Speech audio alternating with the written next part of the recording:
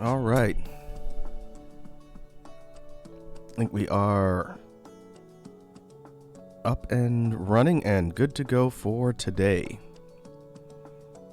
What I'm going to do is flip over to the drawing stream layout and we will go ahead and get started.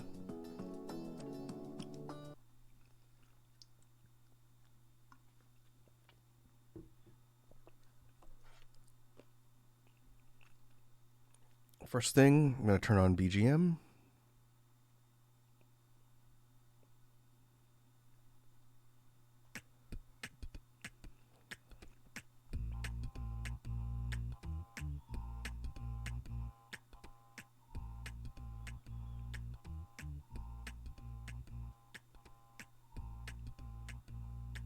I'm going to leave the BGM there for now.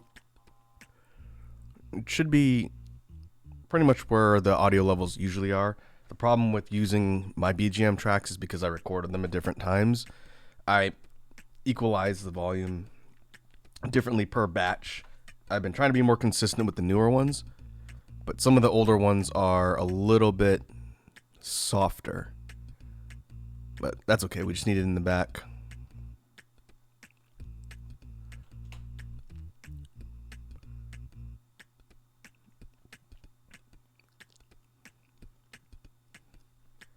Hey, Iconic's here. What's up, Iconic? How you doing this Saturday? I hope it is going well so far.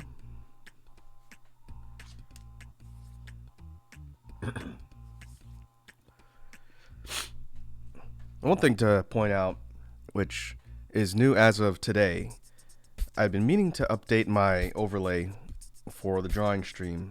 It's one I don't use super frequently, but the old one had my old logo before I sort of rebranded and got my own custom logo made. It's a little bit distracting, so I've updated the layout for the drawing stream, and now chat has their own home up on the right side of the screen. Before they were in the lower left, sort of tucked above the playlist, but now you folks are up there on the side, and the transparent window will be there just so that there's a chat record for the archives. And I'll double check after the stream today and make sure stuff is visible. It's going to be a little bit smaller scale, but I think all the messages in chat should be visible, which should be good. Iconic says, I'm good. How are you? I'm good today. I woke up a little bit later than I planned, so I had to sort of rush a bit to get everything ready for stream. Fortunately, it doesn't take much for drawing streams. And I was originally planning to run through the existing BGM playlist, so I didn't have to worry about setting up my loop and everything else. We're using the regular audio setup today. All right. So what are we doing? I usually try and come up with a rough idea of what I want to focus on for each drawing stream. And I thought it'd be fun today to switch up the studies, since we've done a lot of character studies, but we haven't done a creature study in a while. Let me do something here. Just looking at the readout. This track is going to be louder than the others, but you should still be able to hear me fine, because I have it down a bit lower. But we're going to do a creature study today, and last time we did one was probably maybe 1 or 2 months ago, and that's where we come up with ideas to draw out some concept art for some sort of non-humanoid type piece. And unlike the creature or character study, which is sort of building everything from the ground up, I like to approach the creature studies with a reference. And that can come from a bunch of different places and kind of force me to adapt an existing property or design and then draw an actual rendered image, like a fully fleshed out, colored, shaded image based on that original piece. And we've done this a little bit before, but I'm going to use a pixel art sprite reference and try and draw an actual fleshed out creature from the reference.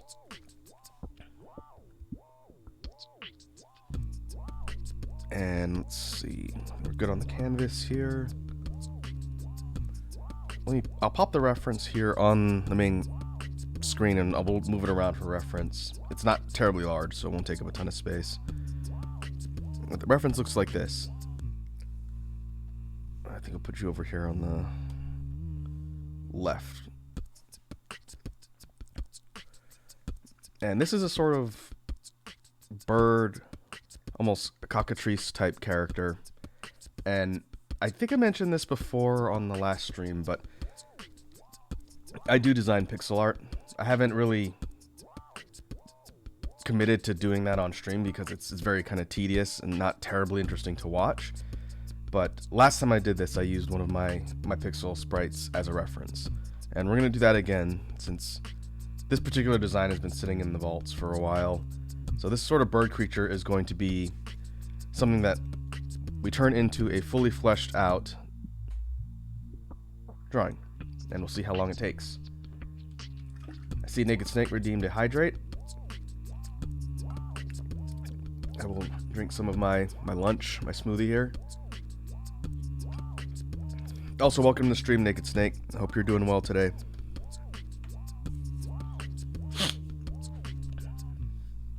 Okay, so let's see. The first thing we'll do, as usual, is take a look at our original pose and see if we can sketch out a rough primary for what we want this thing to be doing.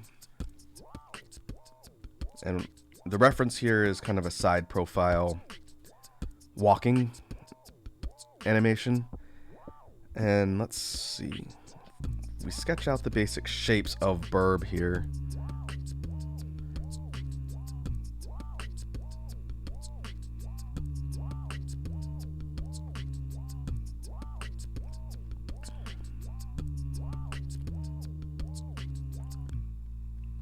I don't want to just do a recreation of this profile shot here, but I want to sort of establish sort of the main shapes of what it is we're doing, and then from there we'll come up with an actual pose.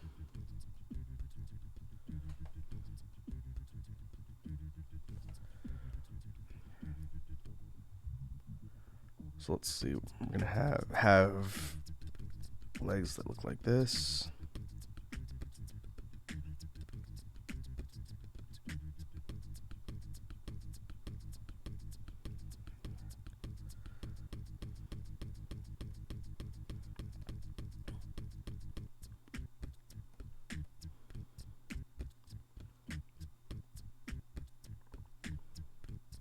And to sort of switch things up from the original reference, I want to draw our subject facing the right. So our basic shapes are pretty simple. Again, the original design is not too complex, but we can take some artistic liberties and mess around with certain things that we could see in the original and then flesh them out. Hey, Core Break is here. What's up, Core? Welcome to the drawing stream. How are you doing this Saturday?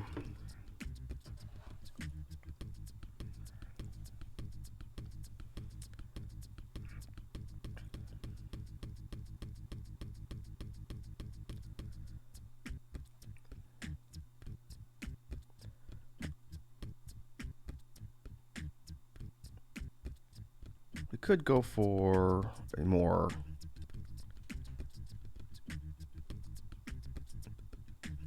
action-oriented pose. This thing doesn't have a terribly long neck. It's not like a goose.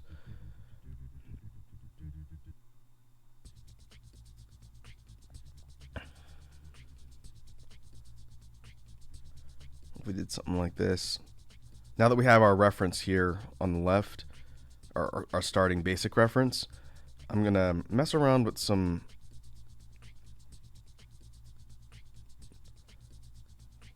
different poses, and we'll see what we come up with for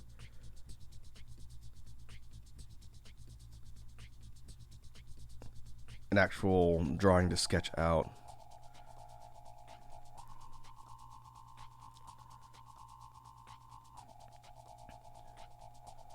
One thing to note is if we were to open the wing like this, and it's opened outwards this way, and we were to put the feather patterns, I suck at feathers, so that's going to be a challenge if I do this. In the original, this thing has these accented highlighted feathers on the underside of the wing that are a different color. So that would be these up here in some capacity. So for to do this, we have to make sure and include the different colors. I'm not good at drawing birds. I chose this one because I need practice and I want to get better.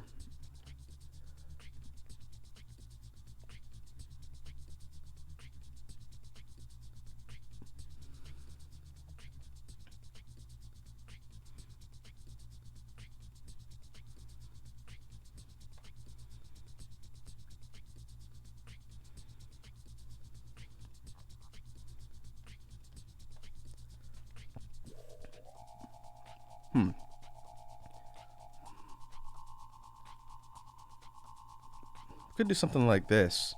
This is like a flying, jumping pose. That's pretty different from the original. Let me move this over.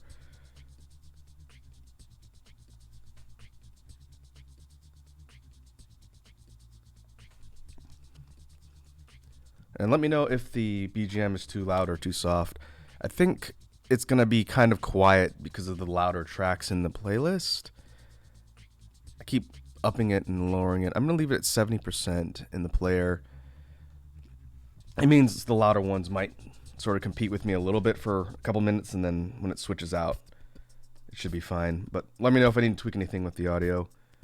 I definitely don't want it to be dead silence, especially once I actually start drawing.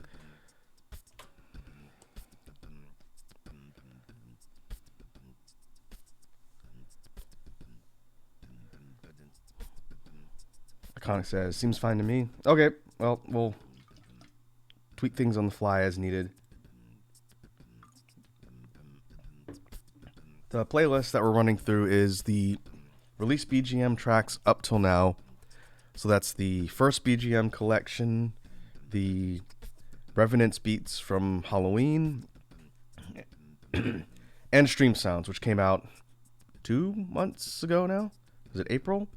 I think it was April.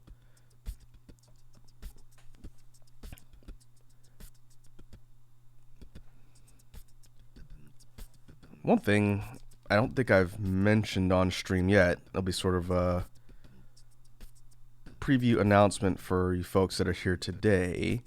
I'm planning on releasing another BGM pack this summer. I'm targeting by the end of July or middle of July. It's going to depend since I'm going to be out of town in the middle of the month. But it's going to be a themed BGM pack that has a couple tracks that we've done on stream, or at least I've showed off on stream, but mostly stuff you folks have not heard before. They're things on the loop, so all created the same way as the ones we've seen up till now, but they primarily are going to be ones I've worked on offline. And I haven't finalized a track list yet. I will announce something on Twitter once it's a bit more definite. But that is going to be the next release. There'll be a summer release. And I won't give too much away about what's going to be in there. But I will say the entire pack is going to be bee-themed. Because it's funny. And it's a running joke for my content. Well, there'll be more information coming on that. I need to figure out what I'm doing for the logo. Thought about commissioning it, but if I can't get a commission done in time, I'll do it myself. And then I got to get everything recorded. It's going to probably be smaller than some of the other ones because it's meant to be sort of a fun additional release outside of the other stuff we do. So new BGM pack is incoming. I'll probably talk about it more as we go, and that will be released for the summer.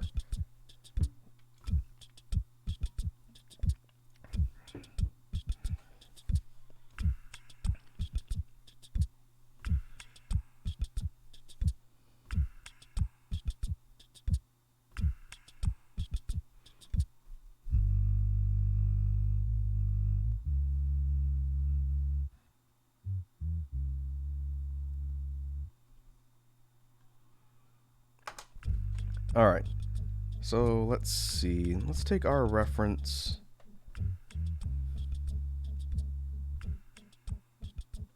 And we're going to scale this up and actually sketch out a rough primary based on this. Iconic says, can't, or that's Core. Core says, can't stay, but it's looking good. I'll talk to you later. All right, Core. Thanks for popping in to say hi. I hope you have a good rest of your weekend, and I will catch you in the next one.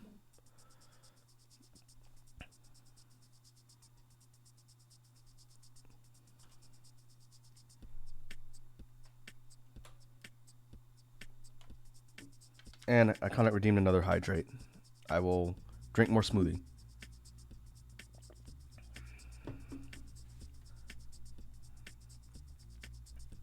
Okay, so now our primary needs to take the original reference, and we're going to actually sketch out the details.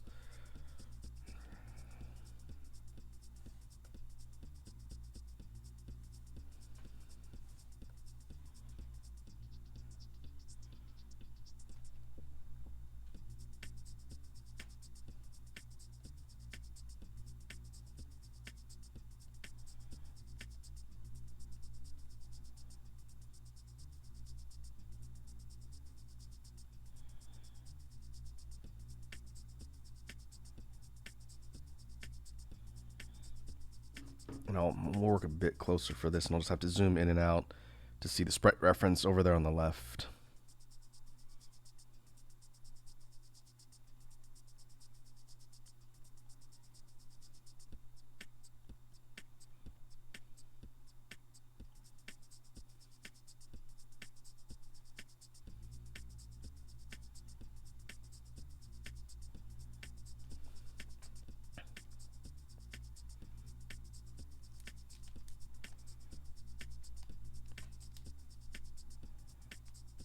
And like we've done in the past, the way I'm going to do this here is once I have the rough primary sketched out and I'm happy with the level of detail, then I'm going to go into ink and put the line art down, and then do the color assignment, and then shading and everything else. So we'll follow step by step, the same process we've done before.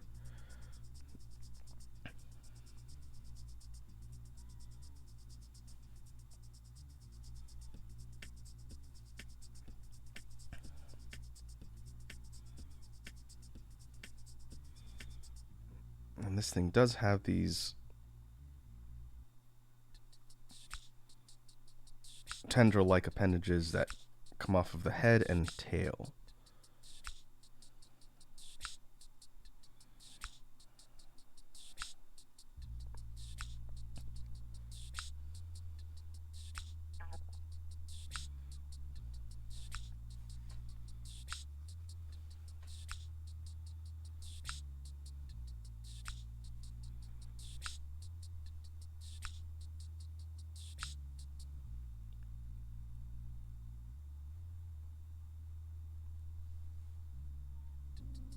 And so the way I envision the kind of texturing, the way everything changes as it goes down from the head to the body, the neck and legs are unfeathered, which is weird for a bird, I know. Basically, you have these sections here that are more of like a scaly texture, and then you have the rest of the body, which is feathered. And the coloring on the neck and legs matches the highlight accents. So we'll make sure that's consistent from the original. But as a result, that means the feathers need to come up and around here. because they essentially end at the top of the shoulder blade area.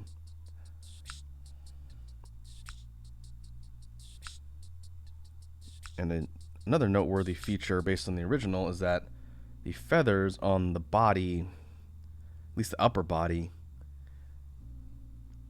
run in the opposite direction. Kind of like reversed scales.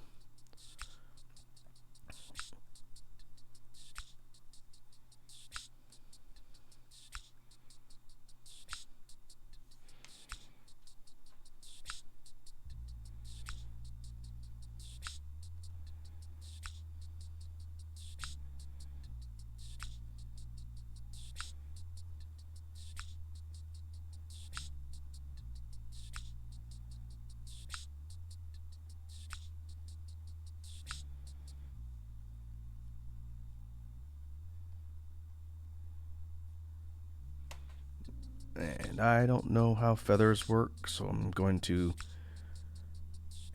sort of take the approach of scales, kind of do it similar here. That's kind of a theme for this thing. A little bit reptilian, but primarily like an avian bird type creature. And then I will have to sort of play around with the way the texturing on the wings works. I think having this sort of layered look is fine.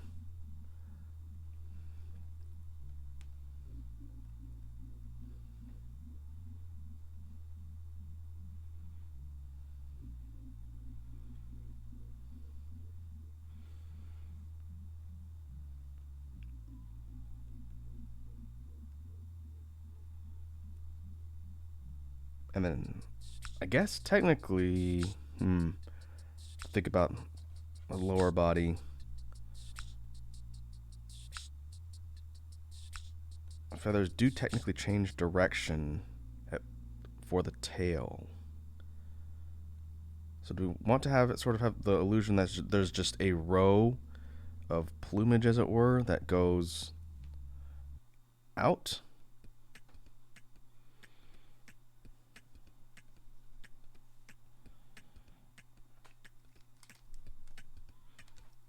That would mean its feathers go in two different directions.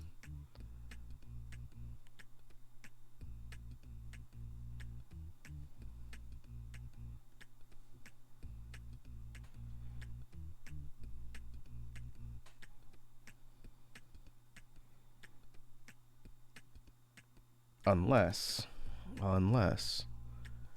we do something like this, where from this part of the body up towards the shoulders,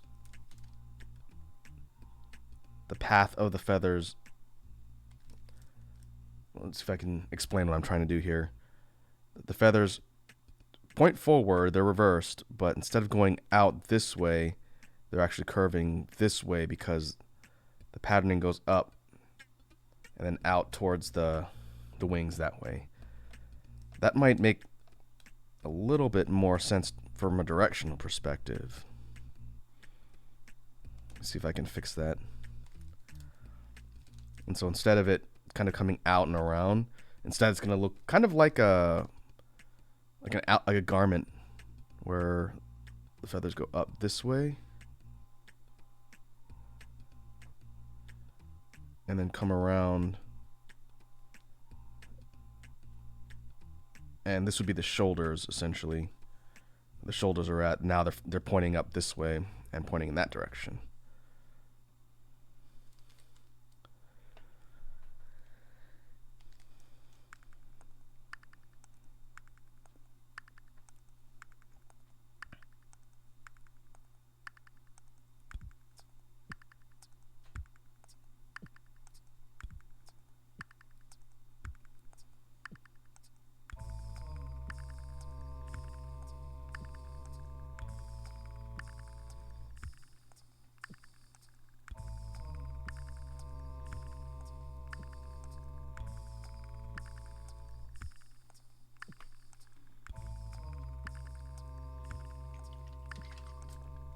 Okay, that is a design choice that I think will work.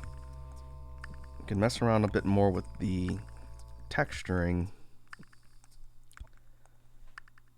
on the feathers here. You can add more or take them out as necessary, but I'm going to stick with that for now.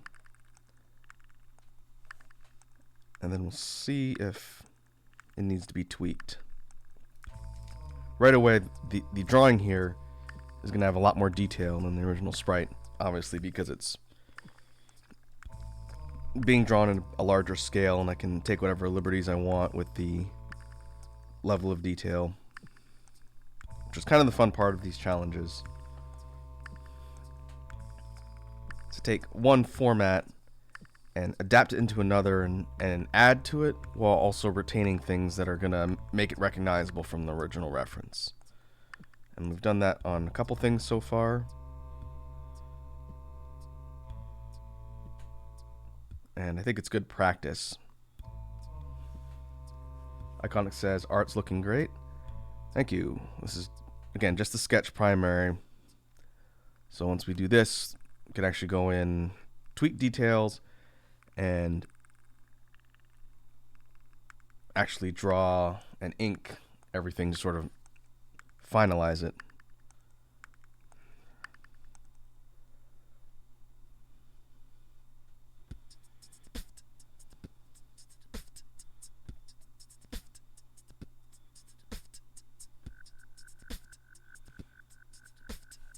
All right, let's move on to the legs. So the actual feet, which have these kind of talons, which we can define a little bit better.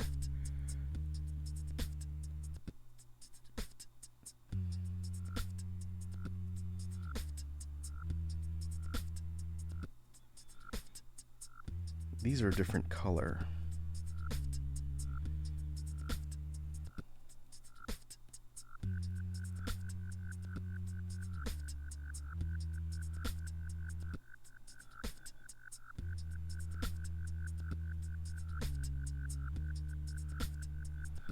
And kind of where the ankles would be on the feet, maybe about here.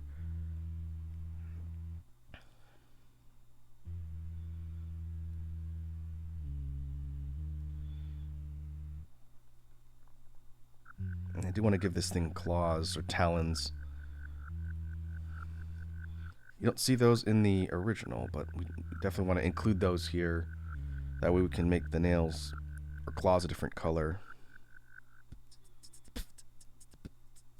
You have the heel talons, whatever they're called, right there.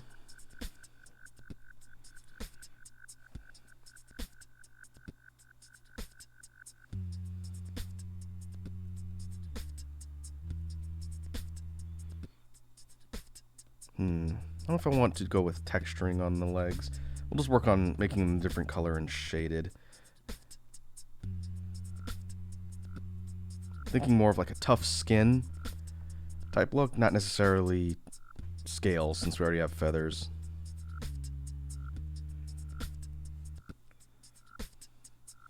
And now we gotta add the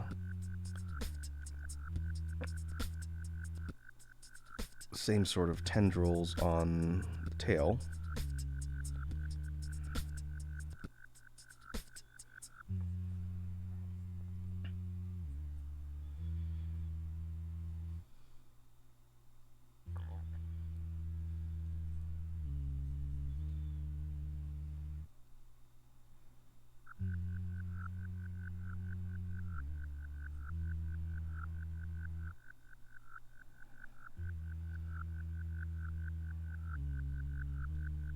And there's 3 in the original. We'll do 3 here. And that might not be long enough.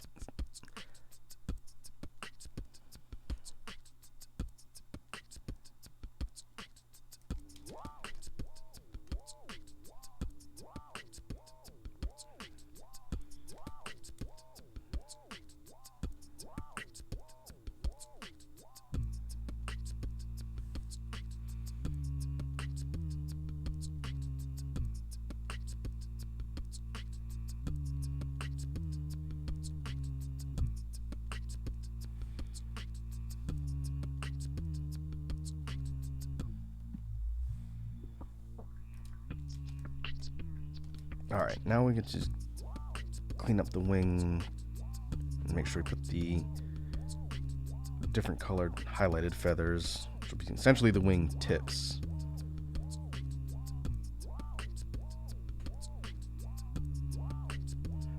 And that'll be these here.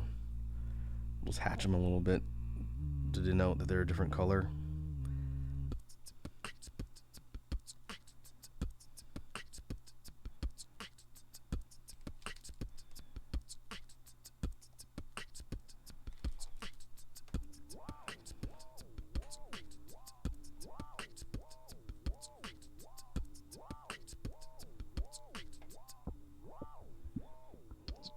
There he goes. These two larger feathers on the trailing end will be the ones with the different colors.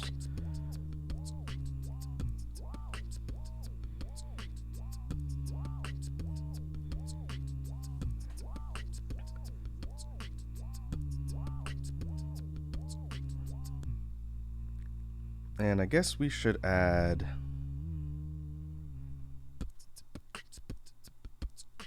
the other wing on the opposite side here.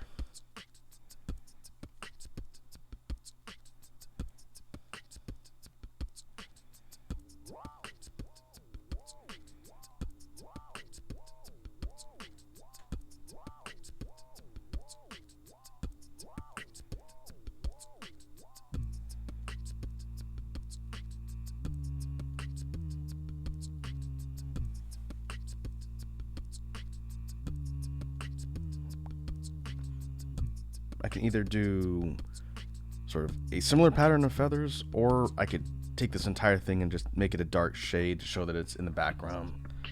I will think about what makes the most sense once I actually start inking.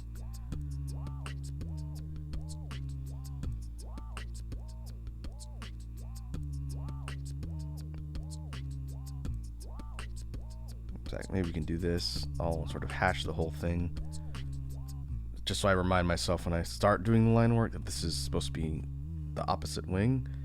And then maybe we'll just do a shadow version of the whole thing. That way it's not too distracting. We'll see. I do that every once in a while on drawings like this, but it doesn't mean it has to be every time.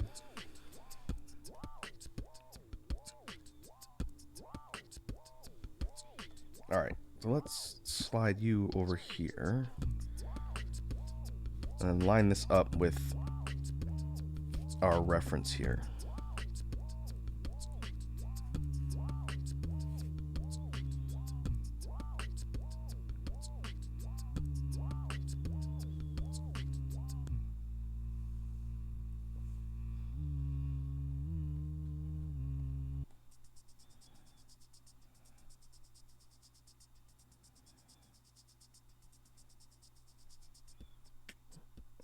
Alright. I have to think about that second wing behind.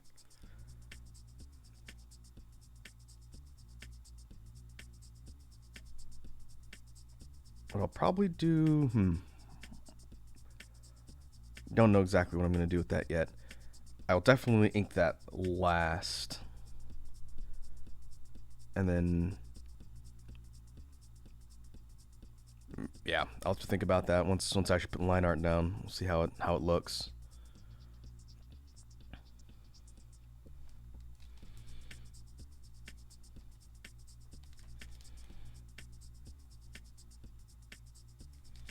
I made the mouth a little bit too long. Beak.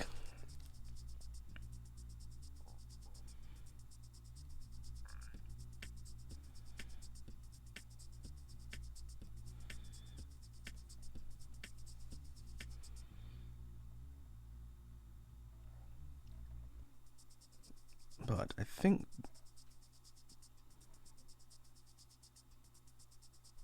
that'll be functional for our sketch layer. You could tell right away that coloring and shading all of the feathers is going to be fun. That's going to be a lot of work, but I think it'll look good. This part right here, we'll have to see. Like I said, I'll ink in everything else and then figure out what to do with that other wing. I could take it off, or I can make it just a shadow so it's not obscured. We'll see. But let's go ahead and save this. I do not want a repeat of the last jam stream where my lack of saving caused me to lose my work. That was very embarrassing for folks that were there.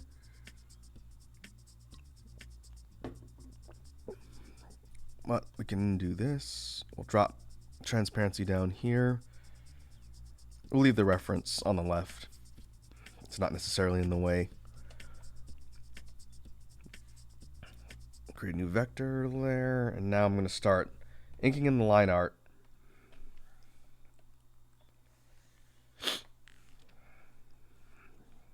And we will see how it looks.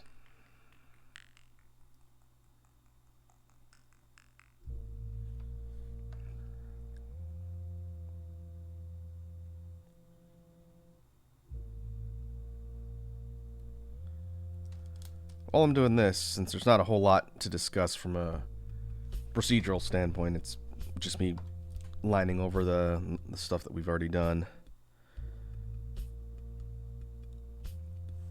Thinking about newsworthy things to discuss, just to avoid dead silence. Next week is that, or I don't know if it started already at the end of the previous week, but I know the Summer Games Fest thing, which I believe is what E3's become. I haven't been keeping super close tabs on it, but there's gaming press stuff going on right now. And as a result, announcements for upcoming titles and things that are in development have been kind of just dropping in different places. And I usually see them if people are talking about them on Twitter, or if a YouTuber puts out a video or something like that. I know Capcom's doing a press event on Monday for their upcoming titles. So we could probably expect to hear some Monster Hunter news, some Street Fighter 6 news, maybe some Resident Evil news. So that'll be interesting. I probably won't be able to catch it live since I'll be working, but I'll definitely try and catch the recaps of the events after they happen. I did see that they released information on another Street Fighter 6 character. I don't know if you saw this, Iconic, but you saw the thing with Guile. You have to let me know if you're going into media blackout mode for Street Fighter 6 and don't want me to talk about it. Let me know, that way I won't spoil anything. But I've been keeping close tabs on the Street Fighter news because I plan on picking that game up.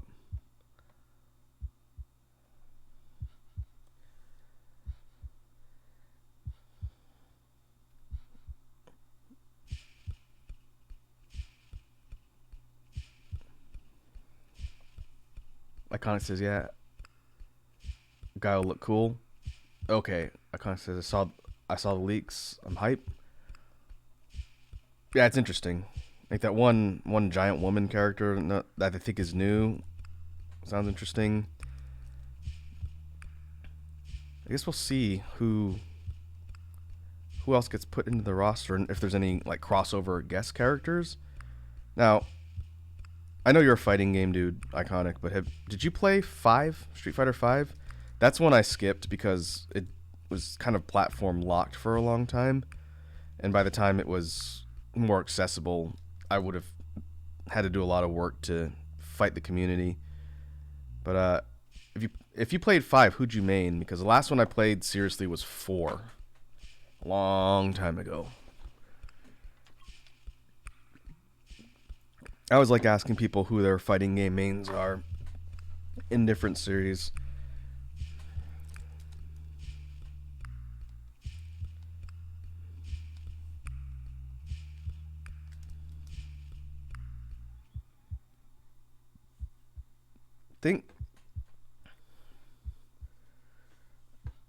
Wasn't Rose in 4 too? I know she was a late DLC character for 5, but I primarily mained Rose in 4. I'm pretty sure she was in that. Iconic says, yeah, I played it long after it became better after the launch. Oh yeah, I remember when the Street Fighter 5 launch happened and it was so bare bones. and there was not a lot of stuff there. I hope they're not gonna repeat that with 6, and that they're gonna let it cook so that there is a complete product at launch. Iconic says, I mean, Seth, Lucia, Falk, Fang, and Abigail. Oh, nice.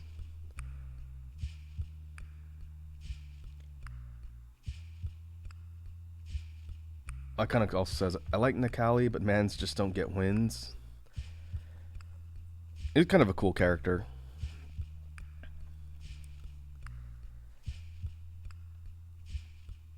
I've kind of dipped in and out of the Street Fighter series throughout the games. Like, I played Third Strike for a bit in the arcades a long time ago when arcades were a thing for all you kids. And I didn't get super good and competitive at it. It's a fun game and one of like the best. And it's been re-released all over the place. But I never grinded a lot.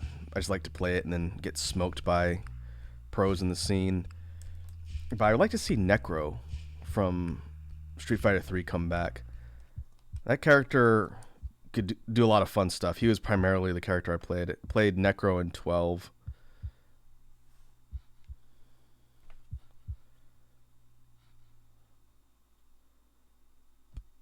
Iconic says, "Oh, plan to pick up Poison soon as I start to main when going back to SS Street Fighter 4." Yeah, Poison would be interesting. They seem to tweak Poison every time they include that character in the game.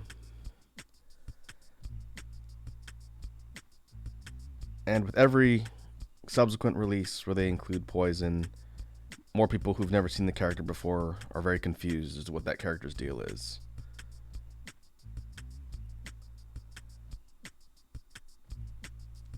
The Poison's iconic. It's a fun character. Iconic says, Necro would be cool to see come back. I want my karate wife to come back. Makoto?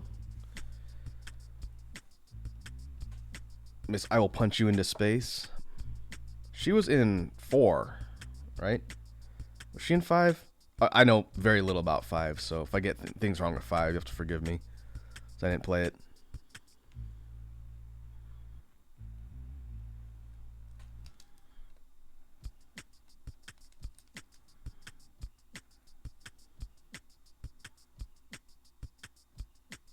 Okay, she wasn't in 5, but she was in 4?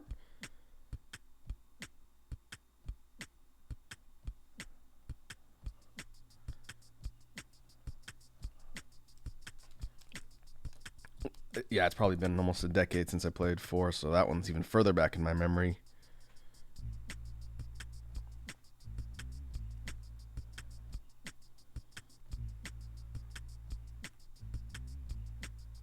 That's a fun game.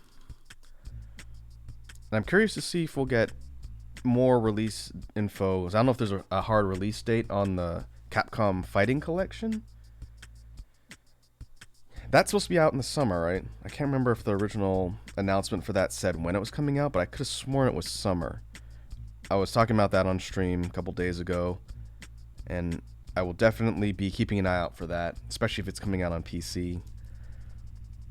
That's the one that has all the old fighting game titles from Capcom that weren't primarily released outside of Japan.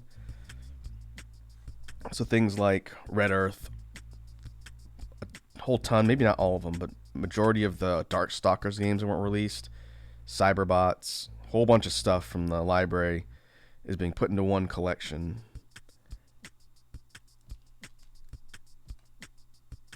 And I definitely want to get my hands on that.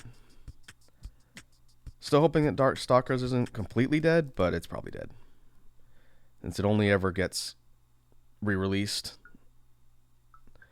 But knowing Capcom, they'll come out of the blue one day and say, oh, by the way, a new Darkstalkers game's coming out.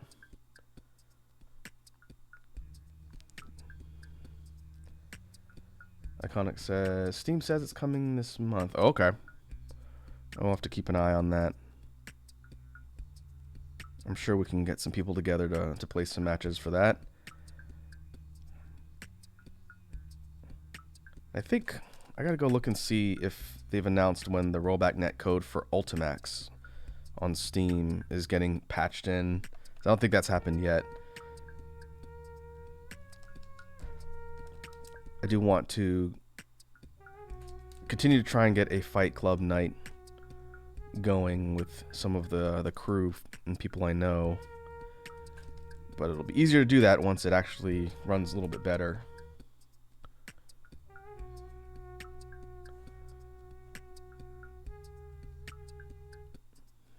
Iconic says, speaking of, Matt, might I add you on Steam?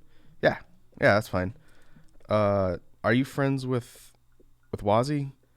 If you're friends with her, then you can find me on her list. If not, at me on Discord and I can send you my code.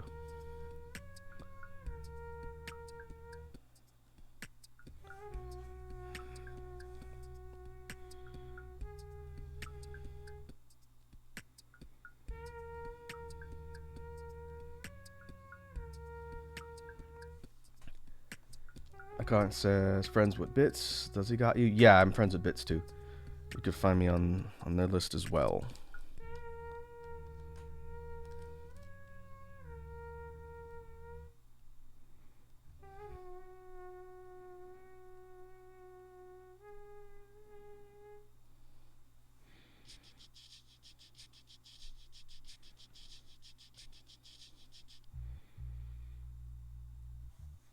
I probably won't see it till after the stream, since I have my Steam panel minimized while I'm doing this, but if you send the request, I can go ahead and add you.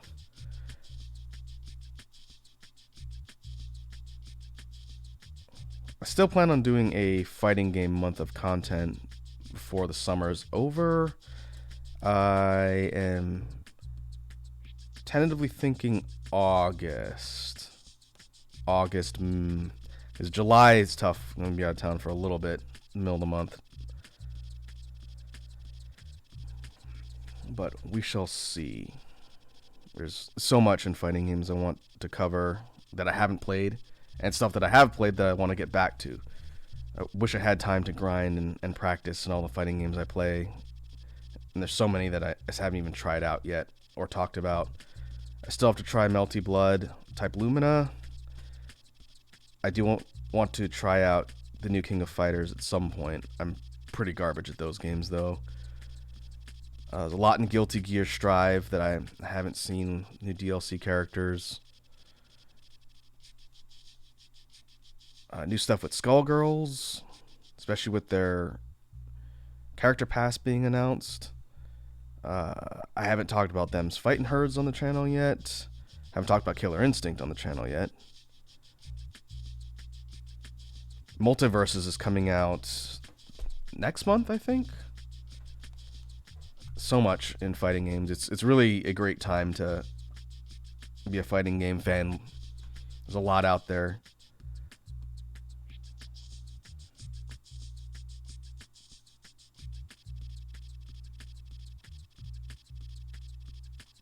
Alright, I got you, Iconic. Thanks.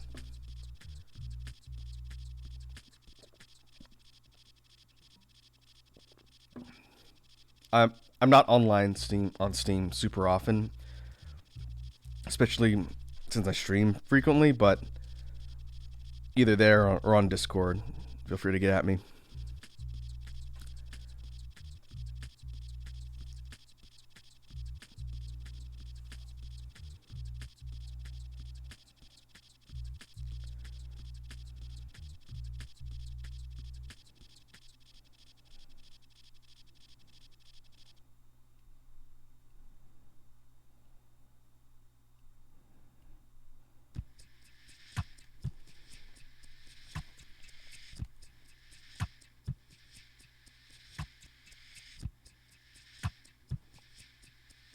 Okay, we'll keep working our way down the rest of the body.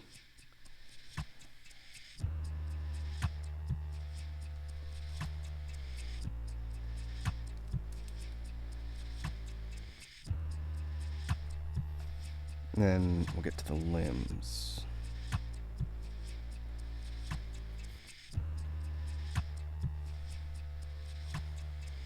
Make sure and save.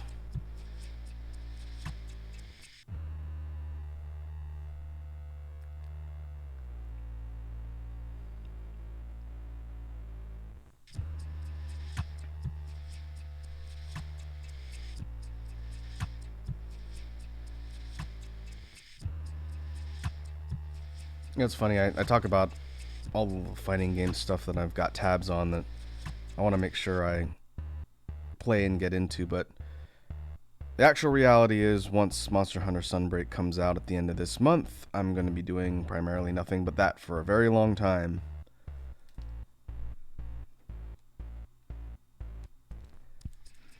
Which is why I've been streaming Monster Hunter Rise once a week up till now. I'm trying to get through the game and get prepped for the expansion. Last session, Pink and I beat the storyline for me. We're not really done all the content, but the critical stuff for the base version of Rise is finished now. So I'll probably still be grinding some gear and whatnot, and maybe I'll do that on stream, maybe not. We'll see. But like one of my coworkers who plays games told me, it is very apparent that I just play other games in between releases of Monster Hunter. And they weren't wrong. As a result, it takes me forever to finish stuff. Like, I only got maybe about a third way into Elden Ring, and then I went on vacation. And by the time I got back, I picked up everything else and didn't resume Elden Ring. So once the Monster Hunter hype dies down, that'll probably be the next major one I focus on offline, because that's a really good game. Don't get me wrong, I loved Elden Ring, but it's long. I think I had about 30 or 40 hours in that game, and I beat 3 story bosses. 3 story bosses and a lot more non-story bosses. But just taking my time in that game, there's so much to see and do. It's going to take me forever to complete everything in it. Which frustrated said coworker, because she wanted to talk to me about Elden Ring since no one else in our workplace really plays games at all. They're all old and lame. And so I'm the one person who plays video games that she can talk to, but it takes me forever to beat them. Thus, she can't tell me about all the cool stuff and spoilers. And so she's always yelling at me to finish stuff that I play. I said, hey, if I just play stuff on stream, then I'll be forced to beat majority of the games. But then folks on stream are going to see the same game for like a year. But we'll see. Generally, I finish stuff that I'm playing on stream unless I hit like a wall or get bored. I do want to go back and we will finish Pokemon Uranium at some point. I still need to grind more. We'll most likely pick up another long play that I, can beat to completion that won't have any grind walls before that. That'll be more interesting, I think.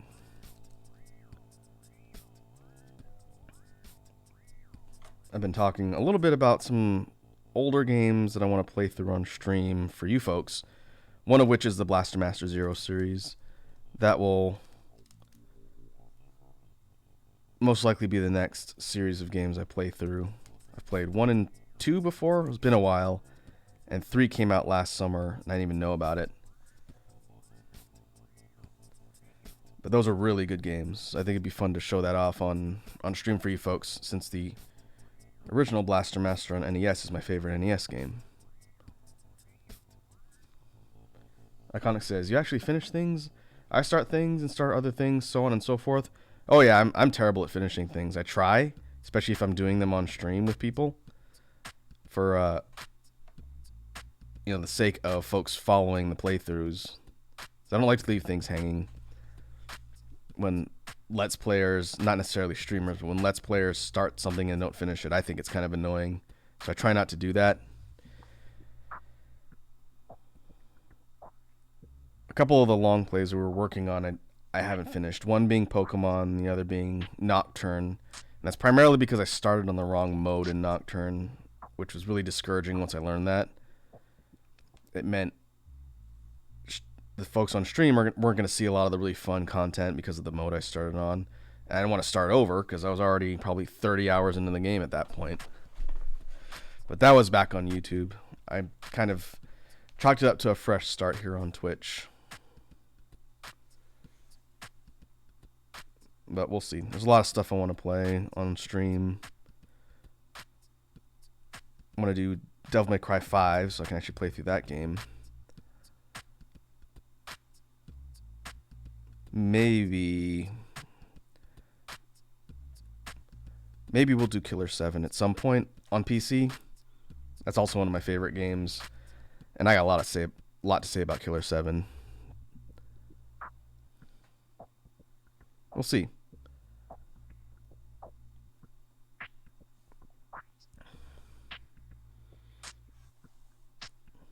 There's definitely a lot to choose from. Or it can just be Vampire Survivors. You want to talk statistics? In probably the latter half of 21 and 22, the most hours I've logged into a game, at least on Steam, is Vampire Survivors. And that's really funny because that game's only $3. And I was talking to Pink the other day and I said, yeah, I've got my money's worth on that one because, one, it's still coming out. And there's still content being developed when it's in early access. But every time there's an update, new stuff comes out to find and play around with. So while Vampire Survivors is really simple in premise and design, it is a really fun game. And it's going to be really funny if a $3 really simple game like that ends up becoming my game of 2022. But it's shaping up to be that way right now. Don't get me wrong, Elden Ring is great, but it's a lot harder to progress in that because it's an investment. But as a result of playing Vampire Survivors, as you folks have probably noticed, I have been pulled into the whole genre of roguelite, wave-based shooter games, which is why I started playing Nova Drift and why I started playing 10 Minutes Till Dawn. And again, it's not super complicated games, but they're fun to play. They're fun to play on stream. And so we'll continue to see those going forward. Iconic says, well, I finished it years ago on stream. I recently started streaming a hard mode playthrough of DBZ Budokai 1. I've never played it on hard, and it hurts. I remember the first Budokai. I had that on PS2, I want to say. Pretty sure that was a PlayStation game. I remember it being fun.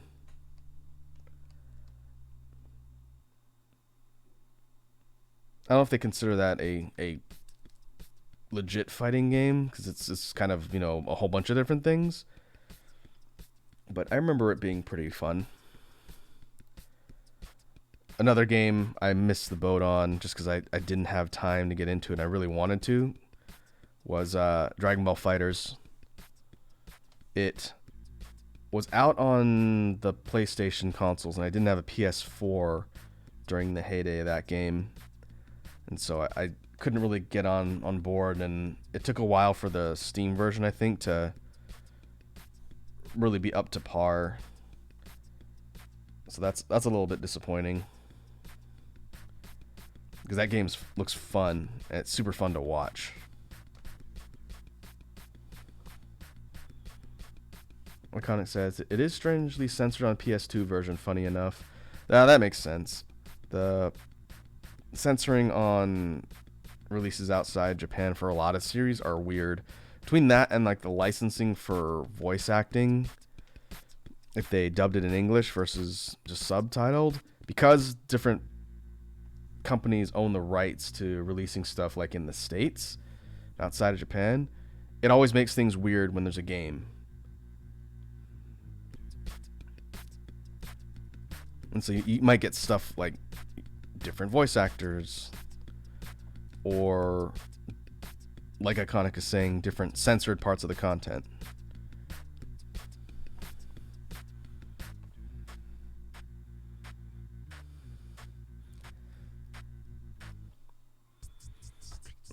Iconic says, Budokai is definitely anime arena fighter.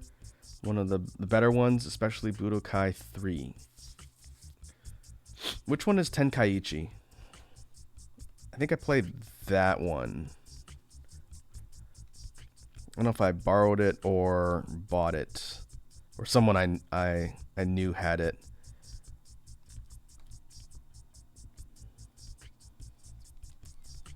There's been so many Dragon Ball Z games. It's very difficult to keep track.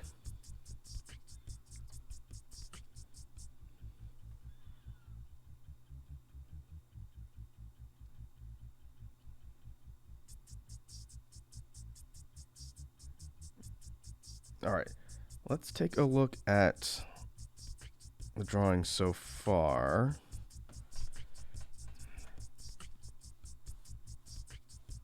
And compare it to the reference.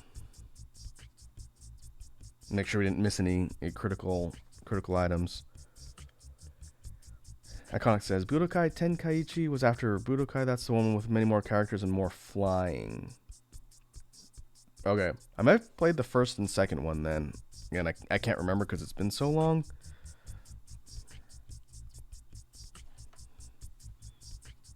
I did play the first Xenoverse game. What did I play that on? Did I buy that?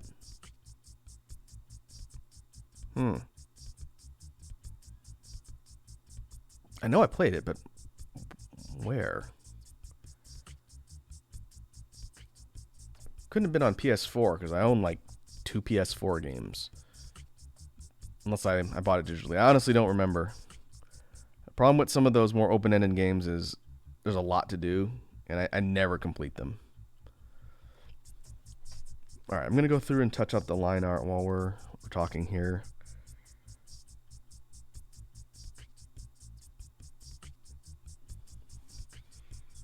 Make sure we don't have any gaps in the line art and any straight lines that need to be cleaned up. We will do here before we start doing color assignment.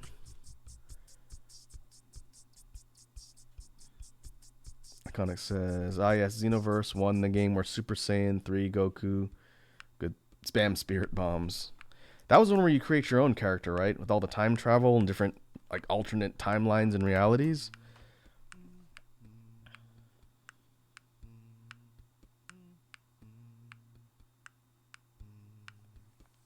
Iconic says Xenoverse 2 is a secret to immortality as it just won't die. Did they only make 2 of those? I thought I heard that there's a new one coming out. Again, I don't actively play a lot of those games, so I only hear news. I don't keep track of it that closely. But I know they sell. They're obviously quite popular.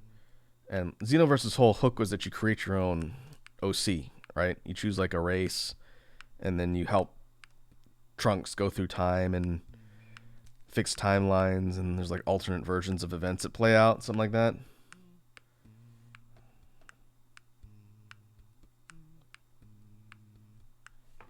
Iconic says, nope, there's just more DLC for Xenoverse 2. So what you're saying is they turned Xenoverse into a game as a service platform. So it's basically Fortnite. That's what you're saying.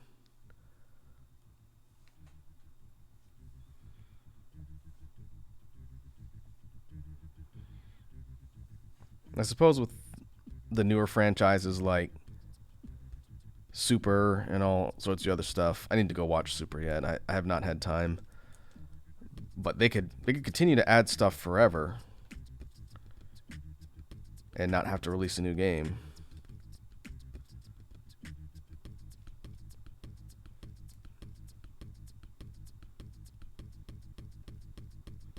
If Japanese property licensing wasn't such a nightmare, you know, we joke about the whole everybody's in Fortnite thing, but if licensing wasn't such a nightmare for those manga properties and whatnot, you could totally have like Goku fights Ichigo, or Goku fights Deku, or a Naruto crossover, or a Boruto crossover that no one wants. Because if the companies thought there would be money to be made in that and the licensing didn't suck, they totally would do that. You would have like Jotaro and Guts fighting Frieza. But because, again, intellectual property management rights are weird in Japan. I haven't researched it, but I know it's weird. Copyright and licensing is apparently very difficult to navigate.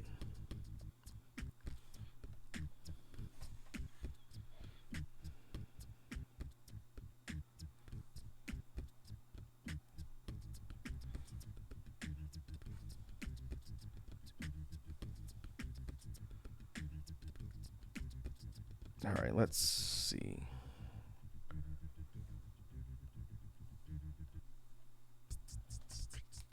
I'm going to keep sweeping through and cleaning up here. Iconic says Jump Force, but good would be something. Yeah, back when Jump Force was originally coming out, that was being hailed as like the Smash killer, right? They wanted that to be the definitive arena fighter game to dethrone Smash as the reigning champion, because the PlayStation All-Stars Battle Royale, whatever they called it, that certainly didn't do it. But everything I heard about Jump Force was that it was incredibly mediocre, and I heard it wasn't balanced. I just heard that from some people who played it. I don't know if that was actually true, but that could have been great. But I don't think they had fighting game people working on it.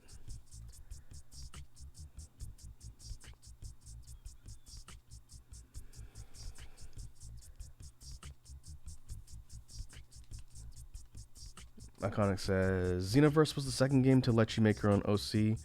Ultimate Tenkaichi let you as well, but the fighting system was whack.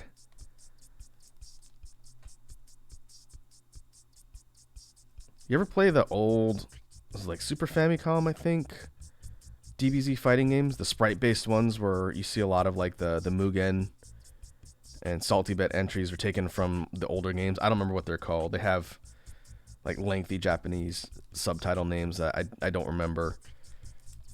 But I remember playing a couple of those. They were fun. Butoden, that was one of them. I know there's a handful of them. I can't keep all the properties straight, but yeah, I think Butoden was one of them. I think that sort of laid the groundwork for what would become Fighters. And as far as balanced and well-created fighting games for Dragon Ball Z, I would say Fighters is probably the best entry that's a dedicated fighting game and not like a adventure type thing like Xenoverse or the other ones.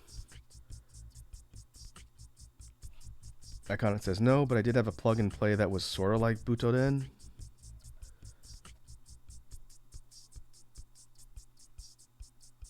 I think the problem with some of the anime fighting games is I think a lot of them, not all, but a lot of them are cash grabs. You know, the companies that develop them know people like the series, so they'll play the games, and so they don't need to be balanced or really designed around a competitive community. They just need to be cool and flashy and have the characters. And I think that's kind of how you get the situation like with all the Naruto games. I've heard they're fun, but they're not like super competitive because they're pretty unbalanced. They look cool if you're a fan of the series, but it's not like you're going to get FGC representation for Naruto Ultimate Ninja Storm or whatever it is.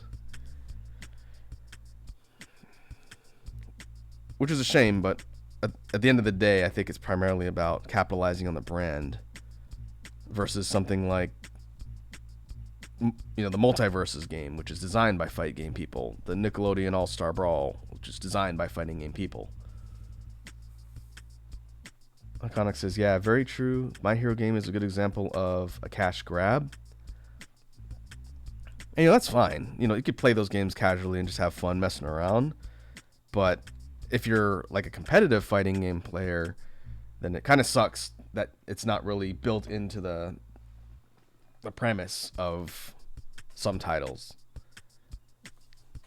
Now, I will say, since I've played a lot of fighting games in my time, it's one of my favorite game genres. One I do talk about every once in a while. I've mentioned it a couple times here, but it's been a while. It's an old game that was exceptionally well designed for an anime fighting game, and that was the Bleach fighting game on DS. Bleach DS and Bleach DS Second were very, very good fighting games.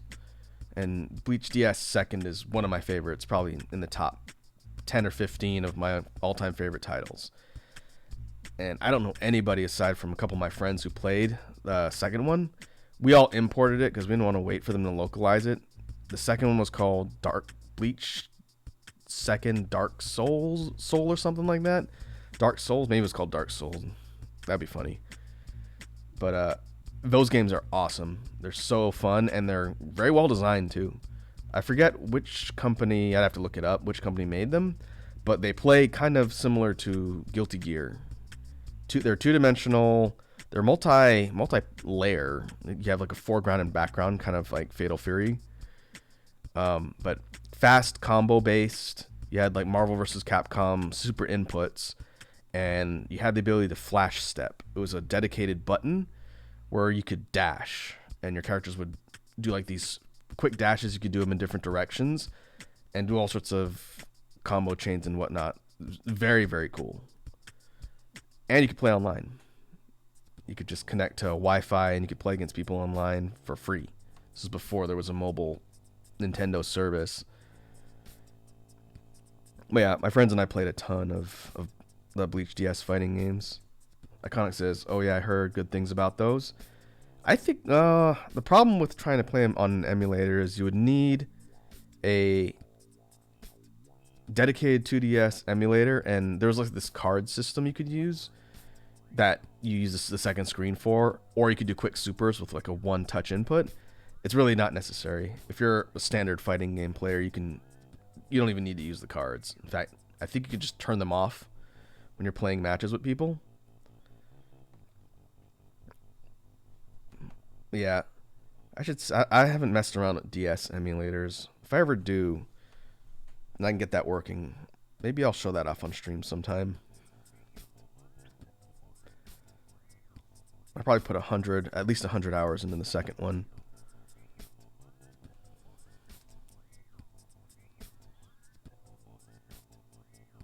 And I can't think of any other noteworthy fighting games on the old handheld platforms like that. You really didn't have largely fighting games developed for it. That's why we were all surprised when we heard about a Bleach one, because back in the day when people cared about Bleach, I kind of dipped out of the manga at that point, but I like the characters and the character designs. So when they talked about like a two-dimensional fighting game, it's like, I'd play that if it's well designed. I'm not really super into Bleach, but I'd play a fighting game, and it turned out to be very, very good. Probably the best fighting game on a mobile handheld console I could think of. And not counting stuff on Switch now, but back in the 3DS days,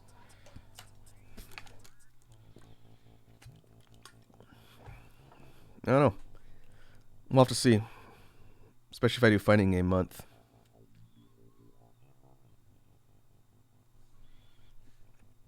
Alright, let's take a look at the lines. I think we are done cleaning up here.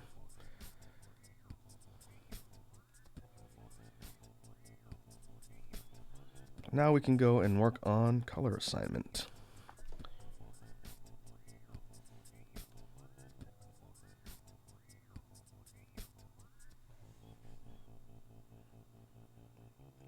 And we're just going to lift the palette directly from the original.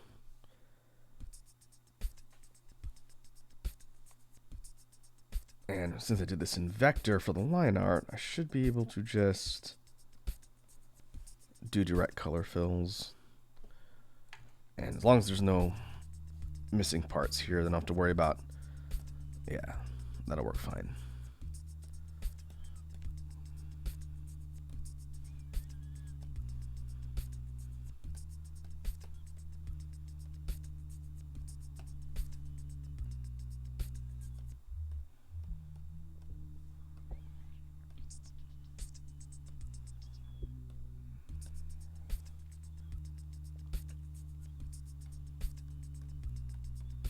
In fact, this will be relatively quick, and I just have to go in and make sure I don't have any gaps in the color fill.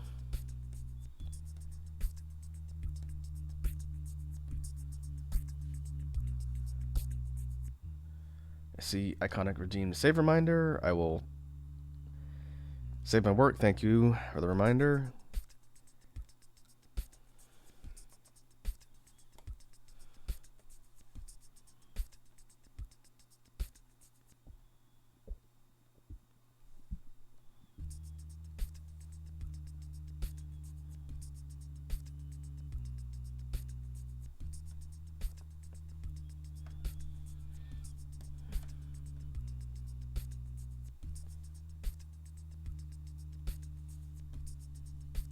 All right, look at the face.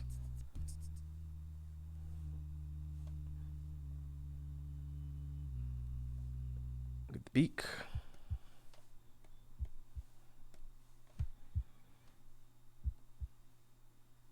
The beak and the feet the same color? Yes. Okay.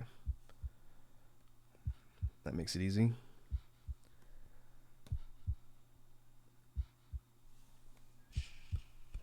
Speaking of fighting games, I know I was on one of the recent streams. It might have been 2 Monster Hunter streams ago. Wazzy was talking about how they're releasing a new JoJo fighting game. It's a sequel to the All-Star Battle. I don't know much about it. In fact, I need to go look that up and see what's going on with that. But supposedly there's a new one of those coming out, which is interesting. I never played the original. I heard it was a little bit jank, but pretty fun. I don't think it ran well online was a problem. I said they should do... I can't say it's a port, but gonna get new DLC. Okay, I wonder if they're doing like an HD remaster or a straight up port.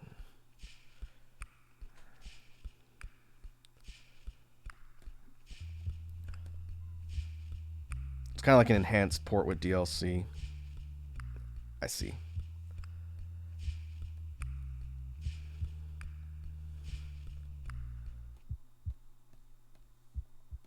Like I was saying, I think they should bring back the two-dimensional style, like the Capcom version from way back. That game was fun. Basically, it was just part 3 characters, but it was a lot of fun. That's where all those Dio memes came from. And like the Salty Bet JoJo characters you see are all from that old Capcom. It was Capcom 2D fighter.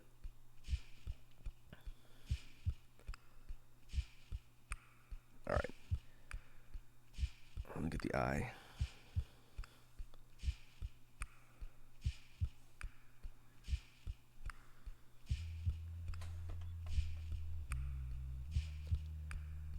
Iconic says, if Capcom made another JoJo fighter with characters from all parts, that'd be super cool. Yeah, I mean, they got a lot to work from. They've got parts 1, 2, 4, and 5, and 6 now. Boy, I need to go finish part 5.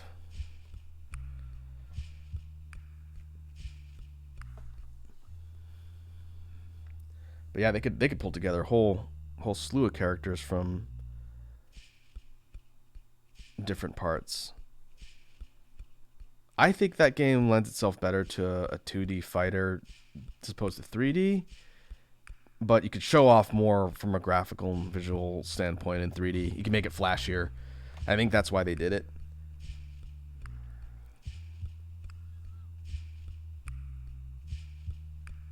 But I always thought of like the JoJo series kind of more like what they did in Persona with Ultimax, where you have summonable stands that do stuff. I don't know. I'm gonna be keeping an eye out for that remade one, the port, All-Star, Super Ultra Battle, or whatever they're gonna call it. And if it comes out on Steam, I'll probably look at it on the stream. as an avid but not diligent, apparently, JoJo fan. I'm definitely down to check out stuff with the property, especially if they're fighting games.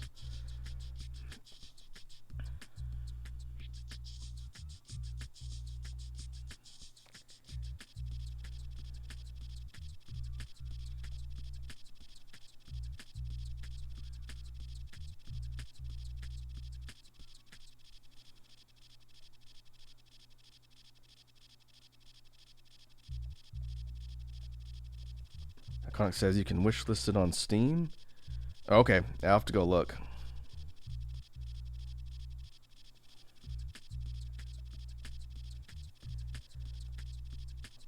Not that I need more fighting games on my list of things I want to play.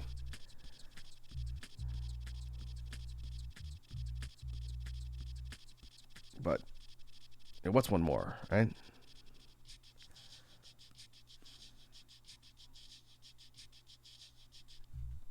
It's not like I care about following trends on this particular channel. So even if I don't get to it right away, that's fine.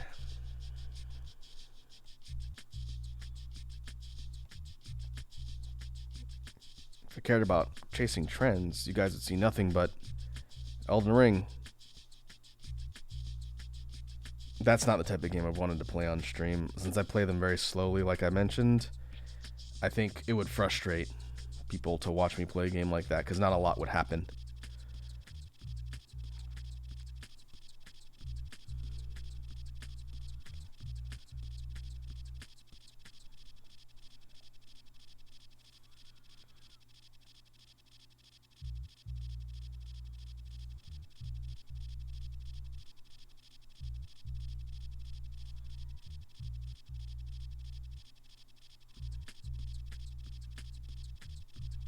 That's interesting. When you use vector to do line art as opposed to raster, it does feel cleaner, but it doesn't fill in absolutes. That's not too big a deal, because all I'm doing here is I'm just blocking in some of the lines.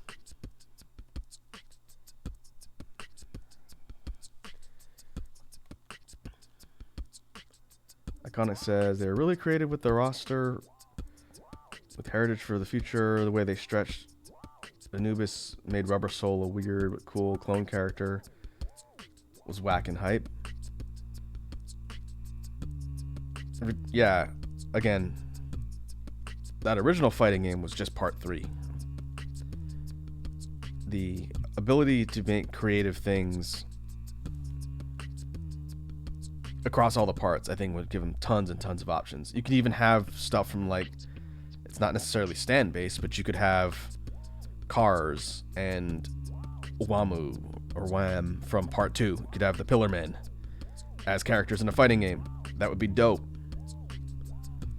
You could do so much with all, like, the crazy things that are, before stands, right?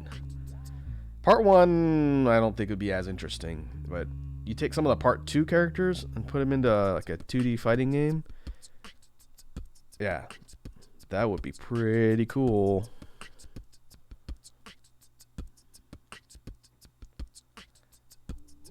Yeah, AC/DC, Wamu, and Cars.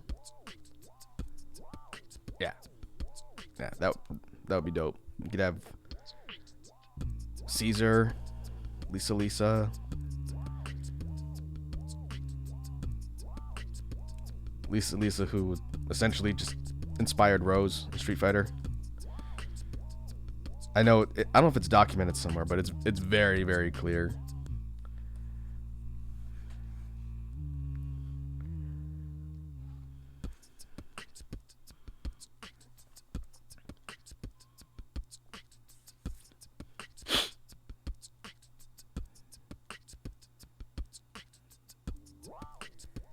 Alright, let's save this. Now we can look at shading.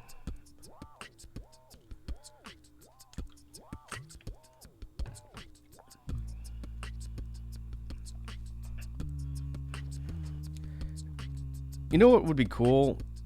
It's definitely not likely given the state of things now, but I always thought prior to Miura dying tragically, a Berserk fighting game would be really cool. Maybe something, thinking about the way things are designed now, like Grand Blue Versus, and that kind of style, but with Berserk characters, would be really neat. I did recently read that Miura's team's going to be continuing and finishing Berserk, which is going to be interesting. But you imagine having like all the characters and like that kind of Grand Blue Versus cell shaded painterly style, and then you throw in things like Zod or maybe some of the less ridiculously huge apostles as characters. Man, that'd be awesome.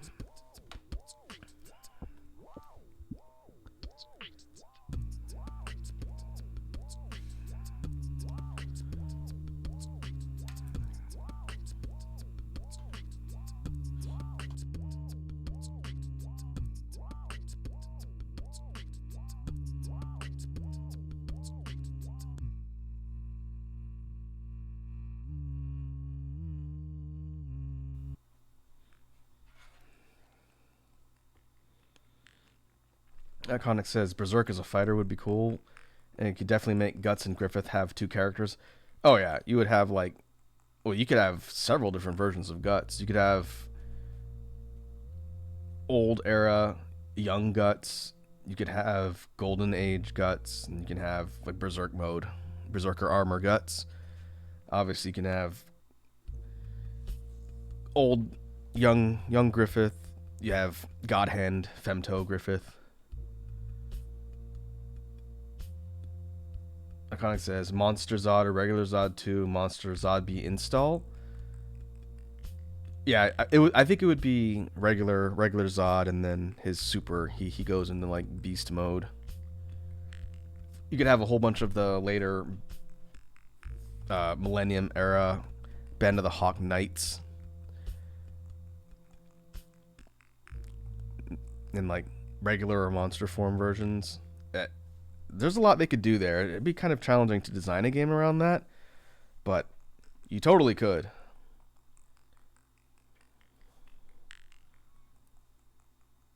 You'd have to put Casca in there, of course. Pre-Eclipse Casca.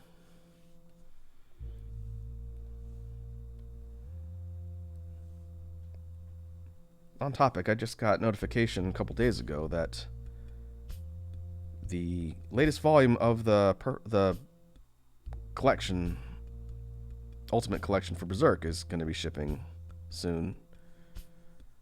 I think in a few weeks. It's supposed to come out in July, unless it gets delayed.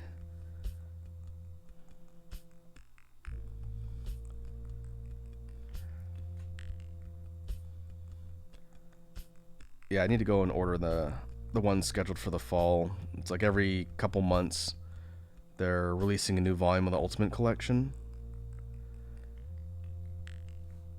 And I think I talked about it before. I never owned Berserk, even though it's my favorite manga, just because I didn't have a place to buy it. And I stopped buying physical manga a long time ago, so I was reading it digitally. But when I saw that they had the Perfect Collection, those big black bound tomes, I was like, yeah, all right. Especially since we had lost Miura fairly recently when I was looking around. So yeah, I'm going to buy it. So I bought 10. 10? All 10 of the volumes that were out at the time on Amazon. It was not cheap. But those are now occupying the majority of one of my bookshelves. And I'm just going to keep buying the released versions until they're done.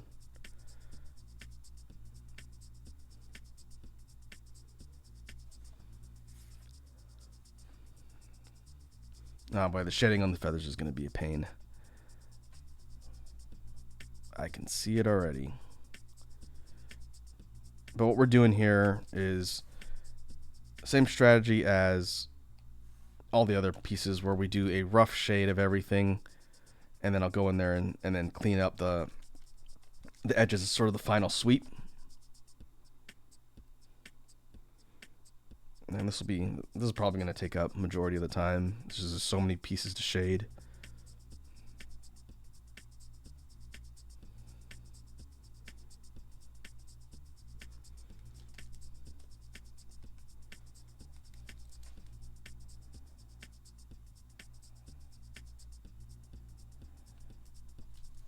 With all of the upcoming Game Press stuff happening at the moment and coming out, I kind of wonder what NetherRealm's been working on.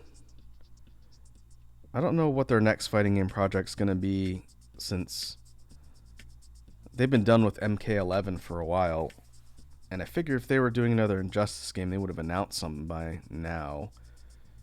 And it'd be kind of surprising if they went into the next, like, MK12 versus doing something with Injustice. I don't know. I haven't looked, but I'm pretty sure nothing of note has come from NetherRealm recently.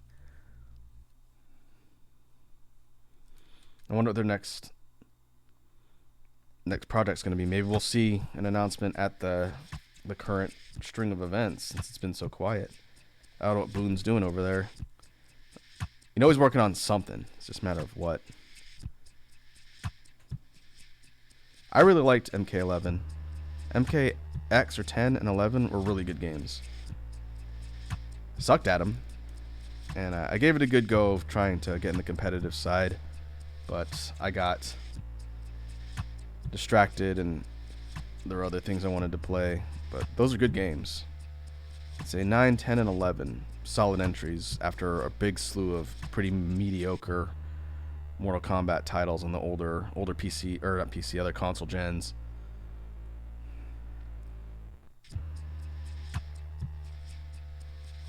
And we don't talk about Mortal Kombat versus DC. We just pretend that never happened.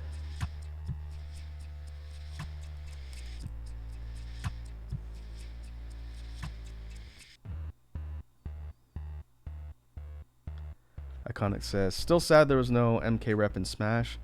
I think that would have been cool given MK caused the ESRB rating system. So MK's video game history. That's true. I get the feeling Sakurai wouldn't have been willing to buy off on a Mortal Kombat character just because he was still pushing that whole Smash is family friendly narrative, which, you know, that's his prerogative as a creator. But I mean, come on, you put Bayonetta and, you know, horny Xenoblade characters in your games. How family friendly is it really, Sakurai? Come on.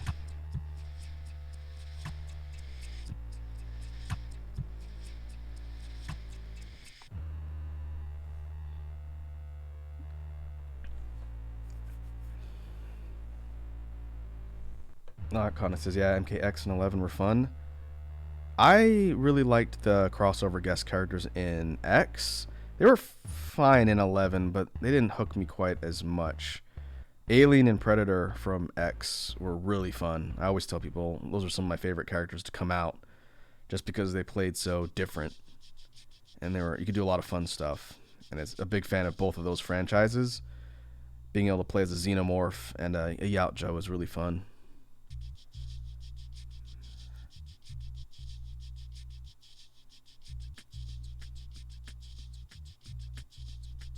Can't remember who I mained in those games. I'd have to go look at the roster to see.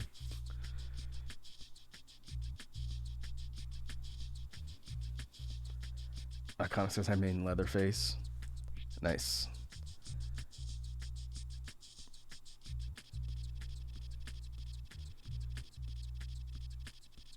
Yeah, they're on a good track record with MK games. So maybe they will do another one of those. It just seems weird because, well, I didn't play Injustice because I don't really care too much about the DC universe. Those were really popular and very much a mainstay in the fighting game community. I know Injustice 2 was main stage at EVO, at least for a couple years.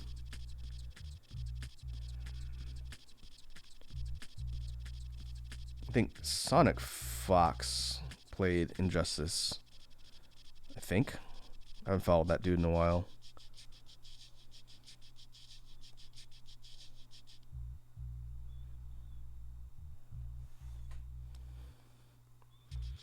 Iconic says Injustice is cool, just needs a better roster. Yeah, I think I didn't really jive too much with the combat mechanics in that game. That's probably why I'm not super good at the NetherRealm games, is because the combo system flows a little different than what I'm used to. I'm used to more like Gatling style combo games, and those are very much about sort of chaining moves, and like just the flow's different. You're not going for like a 50 hit combo. It's not like a Marvel vs. Capcom. That's a better example. And that's kind of what I'm used to playing. So I don't know. I don't say it's bad. It's just I'm worse at those games.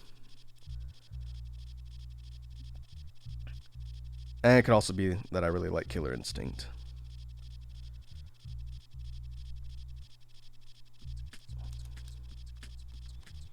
That will be the focus of at least one stream when I decide to do Fighting Game Month, because there's so much I can say about Killer Instinct. That game is awesome. Franchise is one of my favorites from back in the day for sure. But was it 2013 or whatever, the new KI came out way back. I was over the moon when that game came out. I couldn't believe it. And I bought an Xbox One just to play that game because I love the franchise so much. And it was really fun. And I played it a lot on PC. I played it more competitively on PC because it was easier to play online.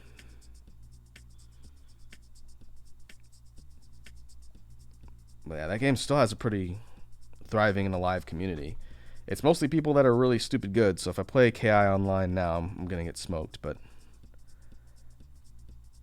it's still fun.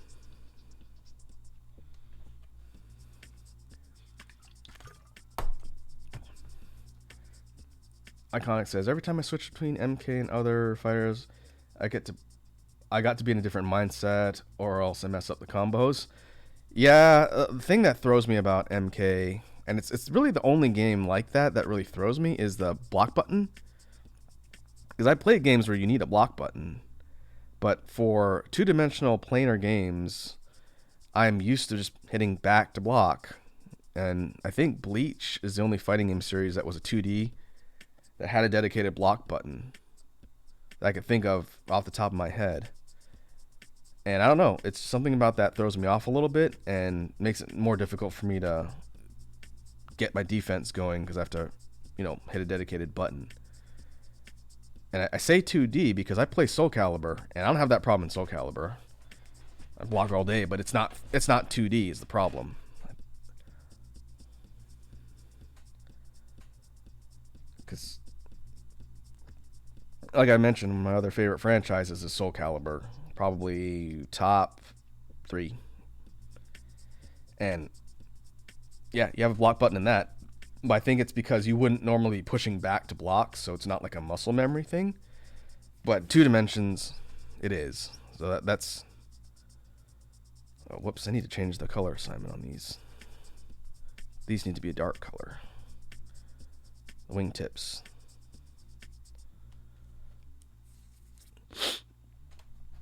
Iconic says, Yee, Soul Calibur.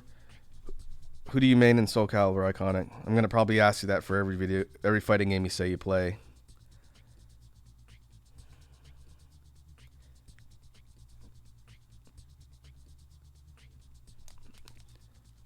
I played a lot of 6.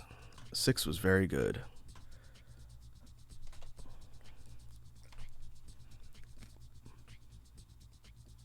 I need to go back and play with the DLC characters for 6.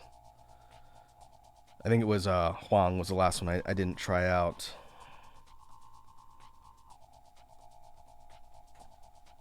Iconic says, Raphael, all the pokes. Ah, I see.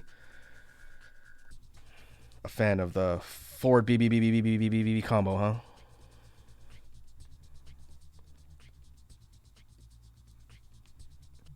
Raph is fun. Not fun to fight against. He's obnoxious to fight against because of that.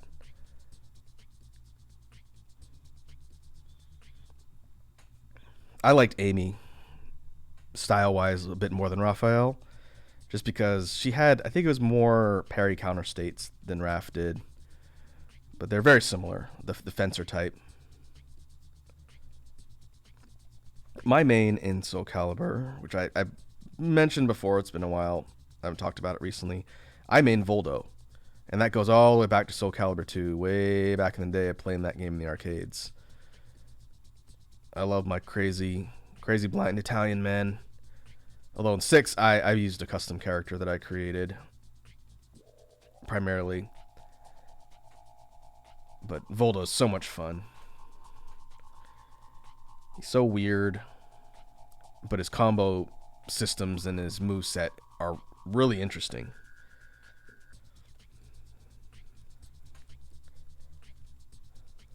Let's see. Primarily main Voldo. I consider Siegfried a secondary. I play a lot of Soul Calibur cast. Probably Siegfried second in 6. I think Cassandra was DLC. She would have been a main in, or like a third slot in other games. Who else did I play? Probably be easier to list the characters I didn't actively play in 6.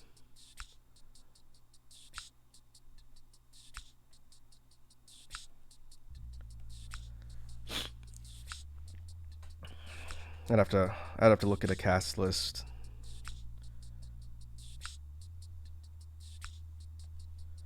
Iconic says Siegfried and Nightmare also main. I like Nightmare. A good friend of mine I used to play a lot of fighting games with. He mained Nightmare, so a lot of our matches would be my Siegfried versus his Nightmare. And one of my other friends that I used to play a lot back in the arcade days, going back to Soul Calibur 2, since we both learned about the same time, his main is Xianghua. And oh boy, was that a fun matchup, because Xianghua is a pain to fight. So it'd be Voldo versus Xianghua. That'd be our matchup. He was really good with her too. He pretty much exclusively played that character. But he was good. Iconic says, for KI, I main Cinder, Hisako, and Ram. Oh, that's cool. For KI, I main Spinal. Spinal main...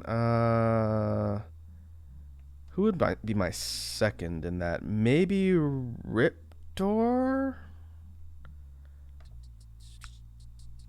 I had a bunch of other characters I played too. Really liked Saberwolf. Really liked Riptor. Hisako was good. Maya was my second. That's right. Dagger Lady. Maya was a lot of fun.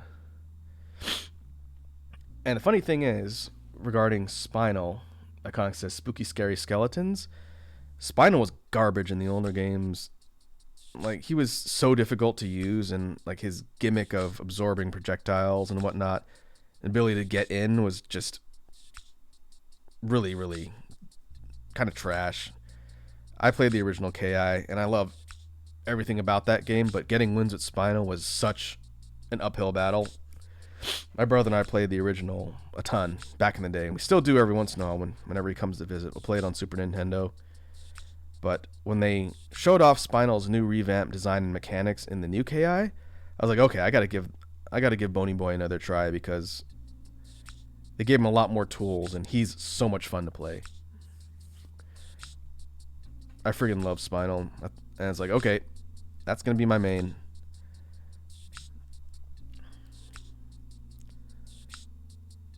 Iconic said I also played Idol. Idol was interesting. He was difficult to play because he had the two modes. He had like physical mode and magic mode with the different heads. But considering how they took a character that was pretty much just like a boss character that hit hard in the older games, and they gave him unique mechanics, like watching the development of KI, bringing back old characters and giving them new things was so much fun. I credit Maximilian with getting me into the new one, because I watched him cover it when he was talking about the game, and then when he eventually worked on it. And so he's mainly the reason why I got into the new KI, and it was a lot of fun.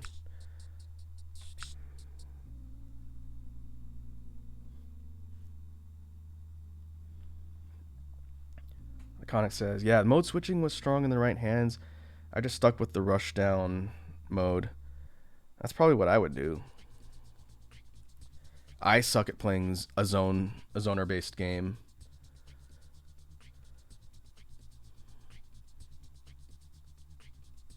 Which is why I chose a primarily zoner based character as a main for them's fighting herds, because I suck at that style and wanted to learn more about it and get better. Iconic says, yeah, Max was a big part in bringing many to the new KI. Yeah. Yeah, that guy's done a lot for the fighting game community. And he seems like a pretty genuinely good, chill person. He's one of my favorite content creators.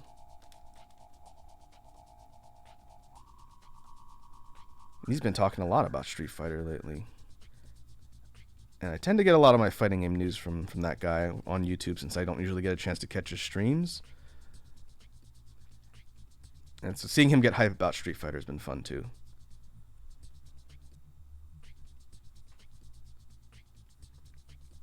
Yeah, who else did I play in KI?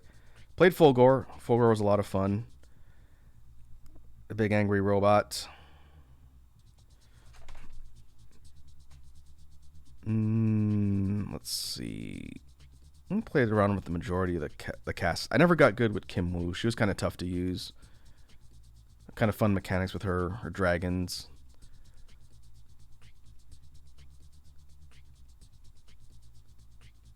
The variant version of Hisako, was it like Purified Hisako or whatever it was? Never got good with her either, but she was kind of interesting. She played more like a Soul Calibur character to me.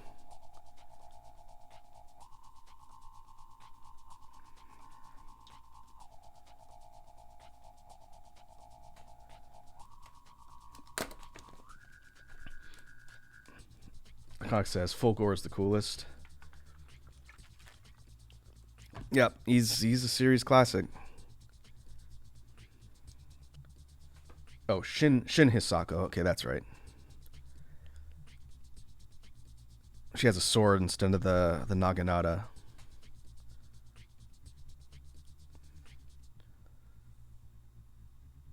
I didn't play around with Eagle too much. She came out a bit later. I was tapering off from KI a bit.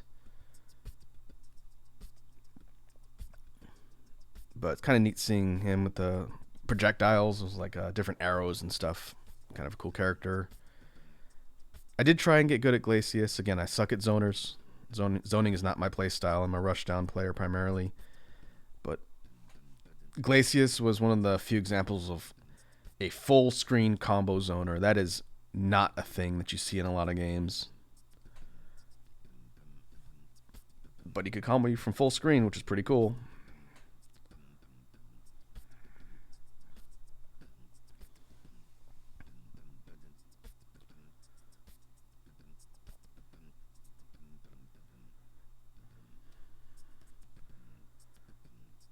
Alright, we'll leave the feathers there for now. We'll move on to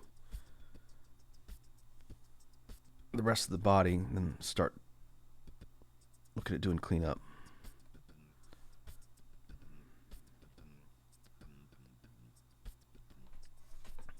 Iconic says, you mess around with any of the guests in KI? A little. I didn't play with Rom too much. He was a bit more of a slower, tanky character. I tried messing around with Rash, Battletoad, and he was interesting. I ran into some really nasty Rash players online. That character could do some nutty stuff. Who else did they have on the guest side? Again, it's been years since I played KI. I want to get back into it. But I know were those two. Who else they have on the guest character side, if any?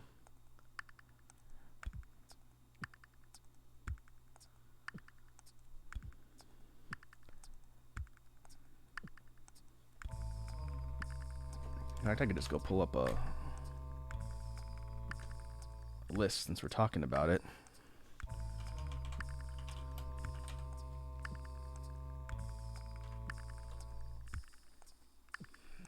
Let's see, where's the wiki at?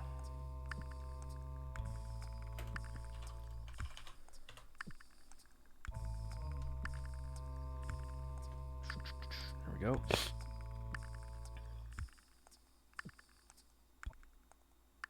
Oh, Sadira, that's right. Sadira was a lot of fun too. Very aerial focused character. Let's see. Never got good with Aganos. Again, I'm not too great with slower type characters. Oh, Arbiter, that's another one. Arbiter was pretty cool.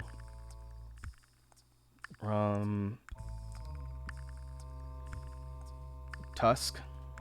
Speaking of characters that reminded me of Soul Calibur. I played around a bit with Tusk. He was pretty good. All the characters were really good. There weren't any like real throwaway characters. You had some like Kilgore, which were kind of just a variant of other characters. Omen and Shadow Jago were kind of like that too, but they all played pretty uniquely. Gargos was really neat. Mira, the vampire lady with the mercury blood. I tried playing around with her for a bit, but her whole mechanic of her blood damaging her was difficult.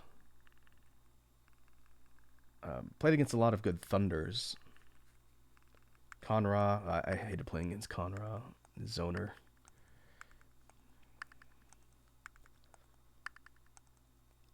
Yeah, there's a really diverse cast of characters in KI.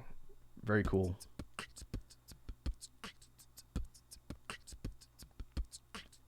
Here's hoping we get another installment in the series that's not locked to a Microsoft console.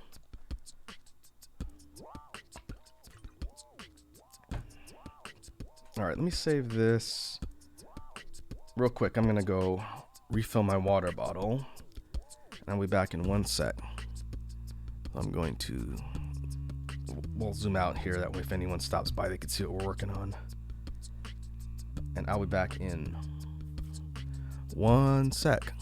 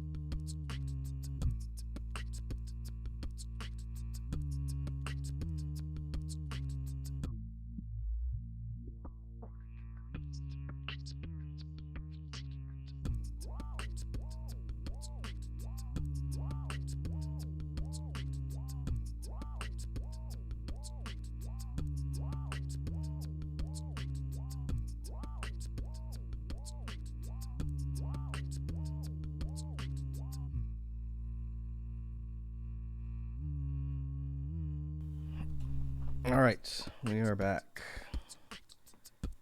Iconic says, oh yeah, good Conra was a tough fight. Yeah, I remember, again, not only do I suck at playing as zoners, but I suck at dealing with zoners. Chalk that up to years of trying to fight Peacock players and Skullgirls. But Conra had a lot of full screen punishes, and that really messed me up playing rushdown type characters. I'd just be face rolling everything, especially trying to play Saber Wolf. Spinal wasn't too bad because he could teleport and kind of get in, but yeah, I got messed up by a couple high tier Conras, was throwing mummy wrappings and hazard projectiles all over the screen.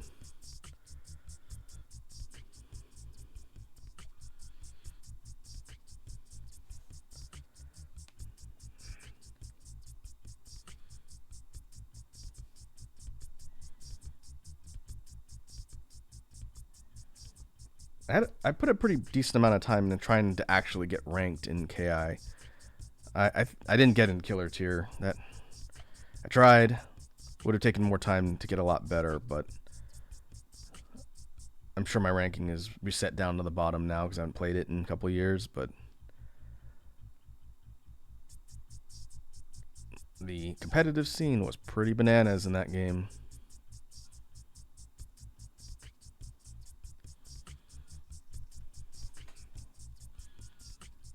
But I do like how they added crossplay. I believe it was all platform crossplay they added later. Which means if we ever try and do Fight Club stuff in the future, as long as someone owns it on a system, we should be able to coordinate matches. Which is good. Makes me wonder if they're going to have crossplay enabled for Street Fighter 6. If Capcom is smart, they'll do it, but Capcom has proven that they don't really understand the internet, kind of like Nintendo. So I don't know, I'm not holding my breath. I think we're at the point where that's kind of becoming ubiquitous for fighting games, at least the newer ones. I think Multiversus is going to be cross-platform. All-Star Brawl, Nickelodeon All-Star Brawl was going to be getting that as a patch at some point.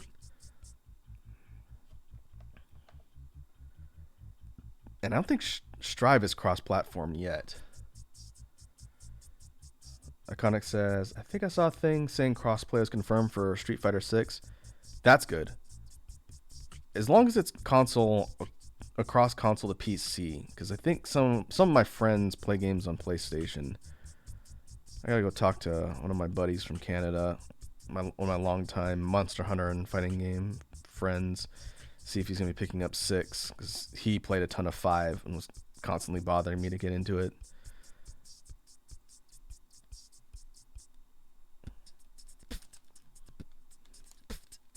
But yeah, crossplay would be good.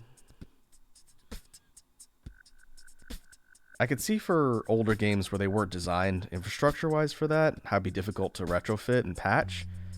But for newer games, the two standards, I think, the biggest standard is rollback. If you're doing a fighting game and you don't have rollback, then why are you even making a fighting game? Doesn't make sense.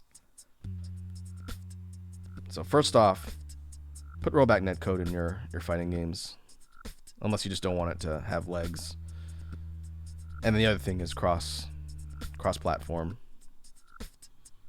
Don't silo your community.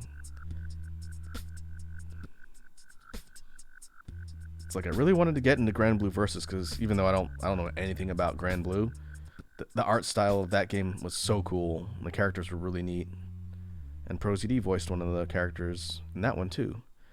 But it didn't have rollback, so people were saying, unless you just want to play single player, the online is garbage. And that one might have gotten patched now, but I haven't looked. So when trying to figure out a fighting game to pick up, I really wanted to get into Grand Blue, but at the time, I don't know what it is now, but at the time, didn't have rollback. So I was like, nope.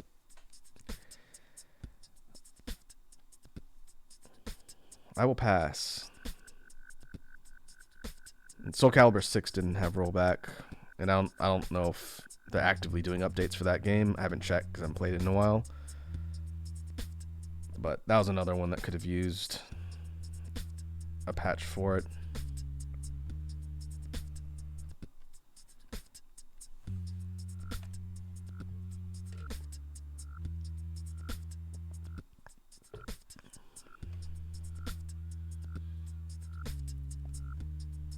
And for a lot of indie titles, for whatever reason, maybe it's because a lot of them are helmed by people who are from like the fighting game community and whatnot.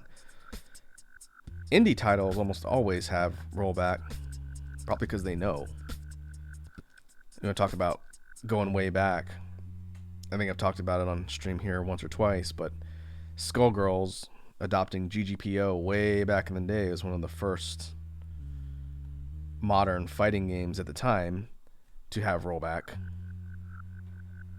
which is good for anything built off of the infrastructure, like Them's Fighting Herds later on also had rollback. And it became kind of a standard for indie fighting games, but like big name fighting games, like your Street Fighters, your Tekkens, your Mortal Kombats, Soul Calibur, you would think, being in the forefront of modern fighting games, they would have had rollback, but a lot of the Japanese companies just don't understand the internet. It's mind-boggling. They're getting on board now. I know Arc System has been putting it in their older games, and their newer things like Strive had rollback, I think, pretty close to after launch, if it didn't launch with it.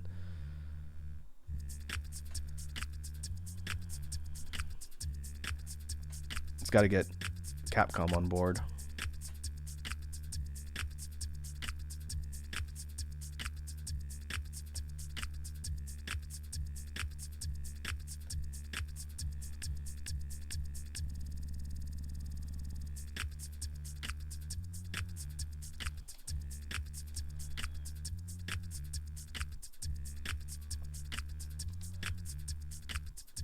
My kind of says, meanwhile, Fighters, lol.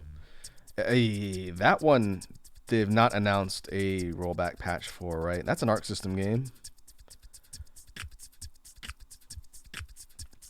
But I'll bet you they have to go through all of the license holders to do any sort of development for it.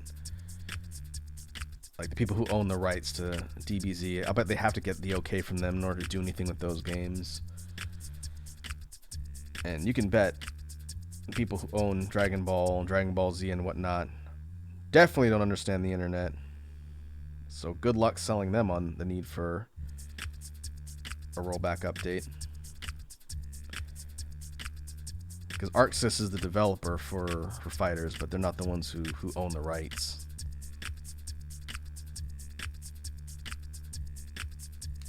And that's a really fast-paced game. That's one that needs it. Oh, okay. I kind of said still under Bandai Namco, who don't like rollback. Yeah, that's why Soul Calibur didn't get it, I'm assuming. I don't get it. Like Tekken, Soul Calibur, and like Fighters. Those are pretty high-profile games.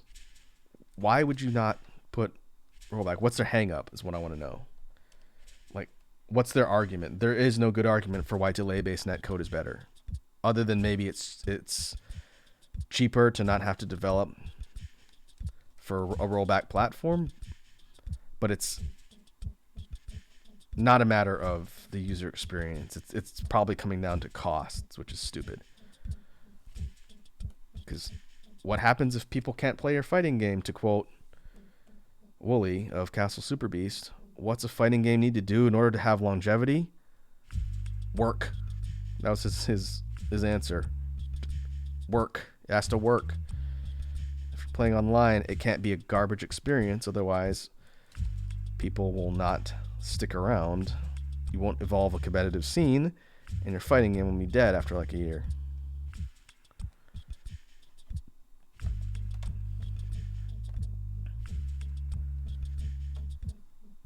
That's why I said it's a weird problem among the bigger companies, but not so much so under the smaller indie devs, because I think they get it.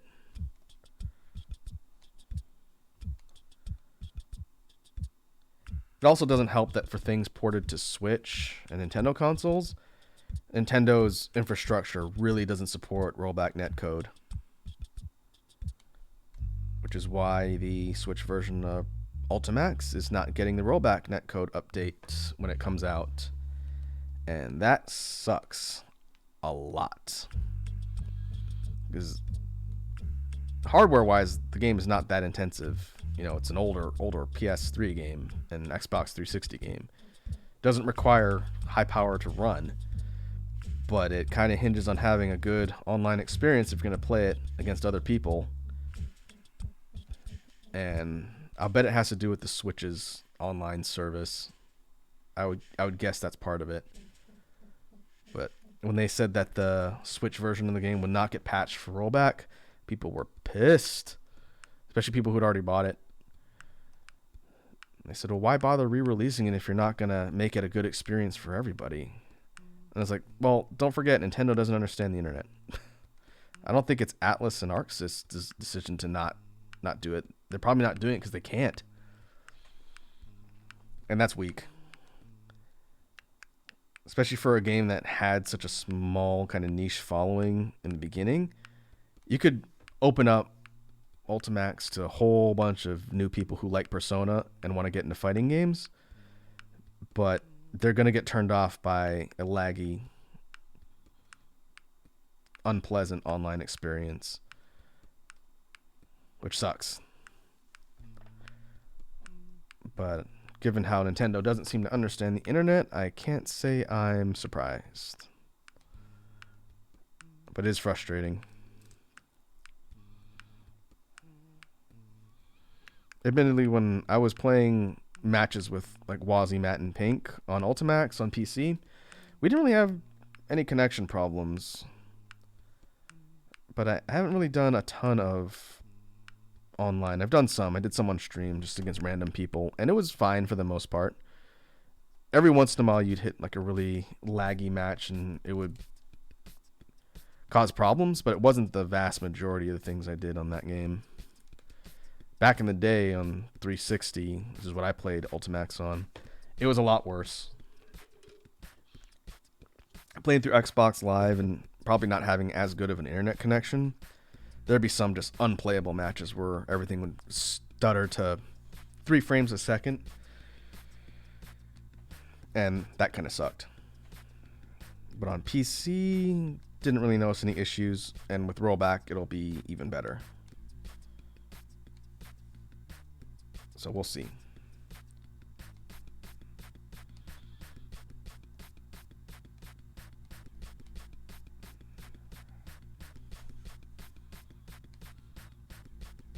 And like Iconic mentioned, I will just assume that we'll never see rollback on Street or Soul Calibur 6.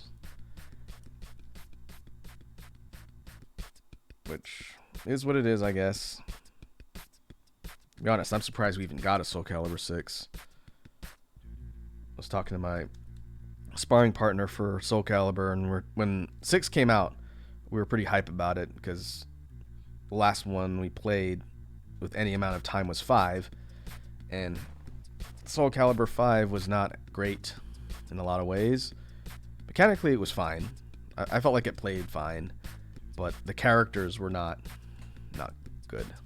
That was the one that had like the children of the main characters, and they weren't that well designed. The story was pretty stupid. I really didn't like the story,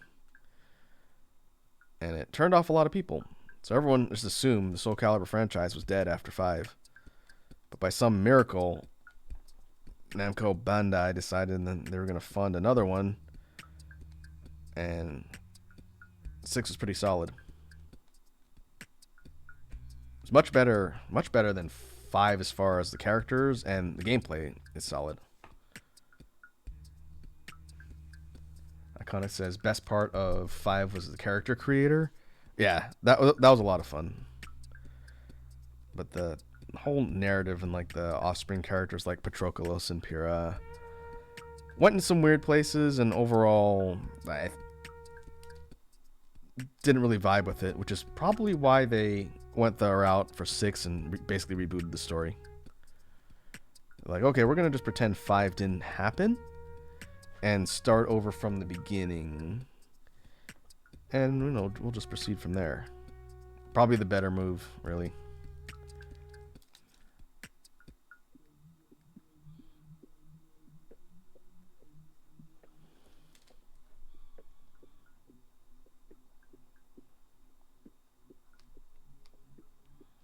as a result, I don't know if we'll ever see another Soul Calibur. Maybe in the far off future. I think we'll see another Tekken before we see another Soul Calibur. We'll see if I'm right on that. But hey, if the series goes out on 6, that's not too bad of a note to go out on. We'll just forget about things like parts of 5 and Broken Destinies and everything else that had Soul Calibur branding that probably wasn't really a Soul Calibur game. I don't know anyone who played Broken Destinies. That was on Wii, I think. It was like a kind of like a Mortal Kombat Mythologies type game, sort of wrapped around a Soul Calibur package. I don't know. Everything I saw from it looked pretty lame, and it wasn't really a dedicated fighting game. So my friends and I just sort of passed on that one. There weren't a lot of good fighting games on the Wii. The best one of note that I can remember is Tatsunoko vs. Capcom. That game was really good.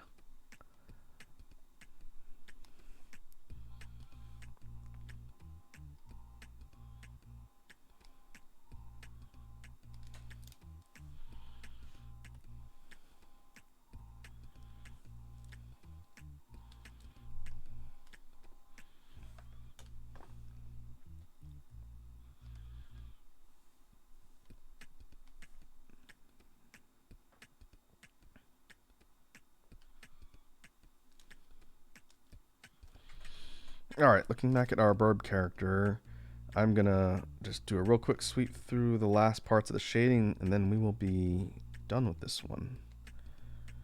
I didn't anticipate for this to take up the whole stream, but a lot of detail here, so that's fine.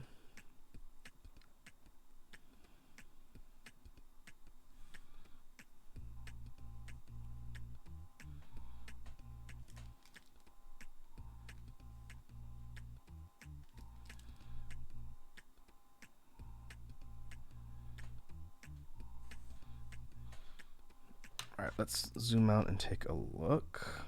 Do our final checks here.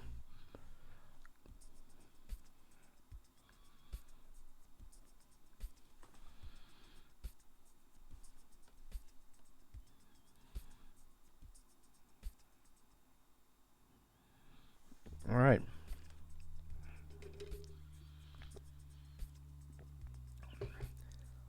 So I think we've captured the design elements of the sprite version.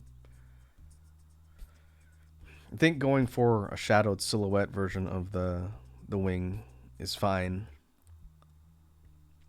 Trying to put the texturing in and shading to match and not have it look like just one big wing in the foreground is probably for the best.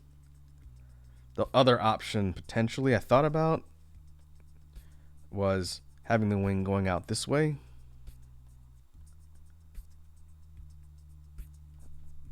Like that.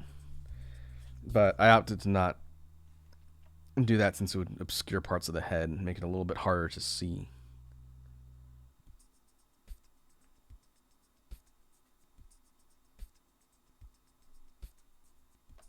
I'll take that off. Make sure I don't leave that on there.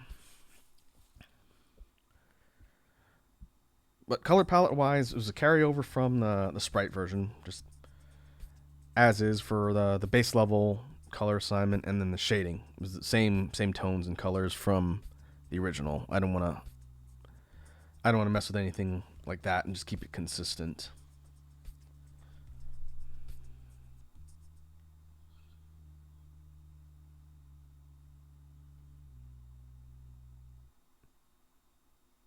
And just making sure I didn't miss any other spots.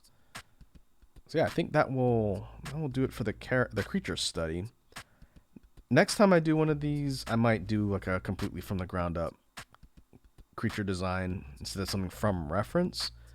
But it's good to sort of experiment around because I just need more practice doing things digitally.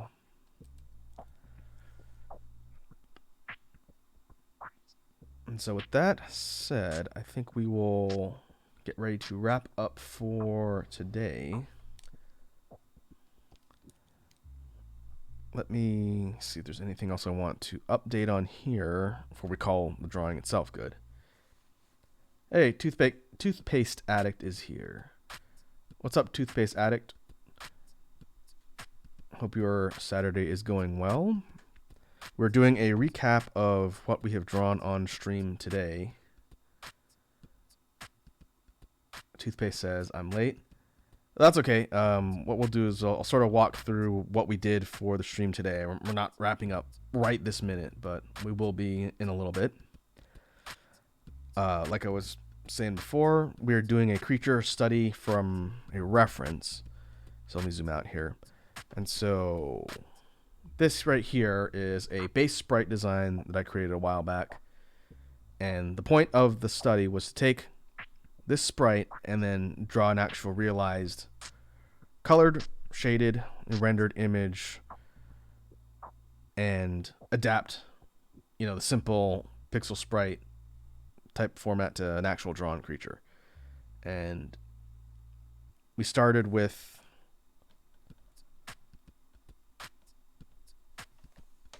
a rough shape study and pose. Again, this is just going through the processes that we went through on stream here.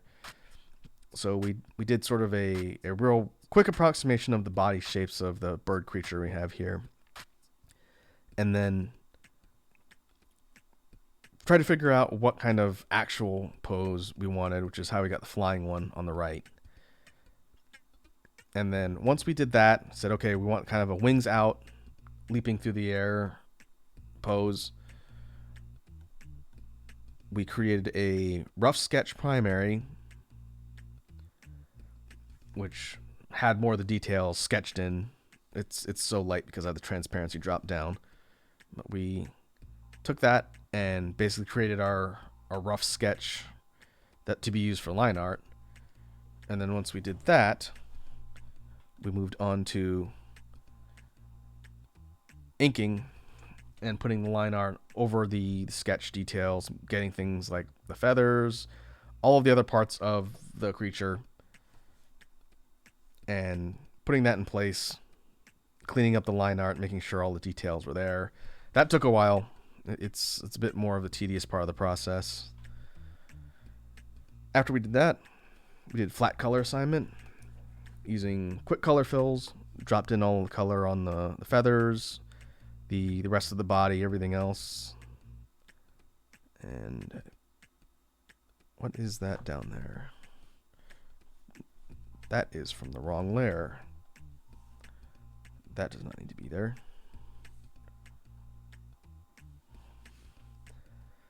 And then the last step was adding shading.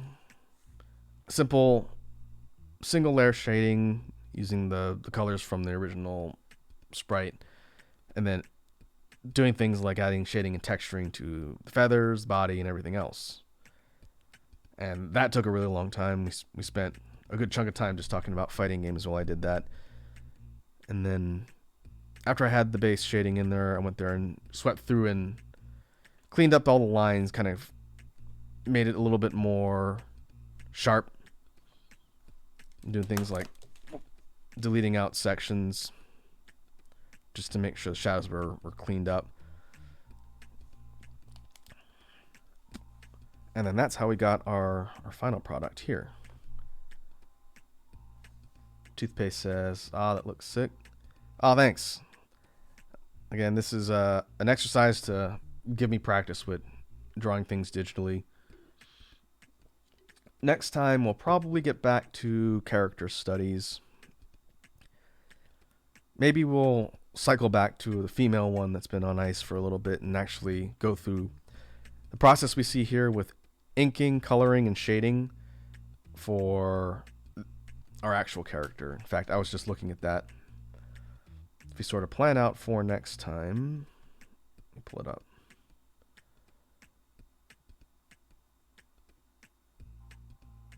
This one. So this character, I think her name is Audra.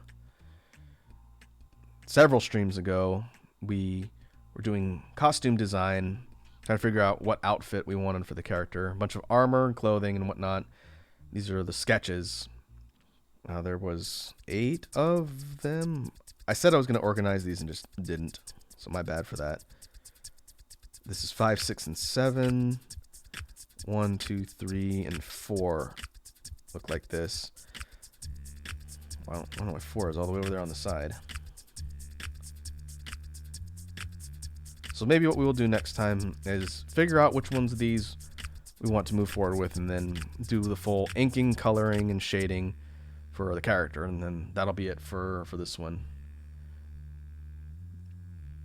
I have a bad habit of picking up new projects and not finishing old ones, so we'll go back and finish this one out, call it good. But that'll be in the future. I try and do one of these every other week. I should probably try and do them a little bit more often. Need tons of practice. But yeah, I think that will do it for the study on today's stream. So before we jump off and wrap up, I'm going to go see if anyone of the homies are online. Ah, Ramen is streaming Destiny right now. He was having internet problems earlier in the week, so it's good that he managed to get that fixed. So let us go and raid the Master of Noodles. Let me pause BGM. Again, thanks to all the folks who stopped by. I know Toothpaste, you jumped in sort of near the end.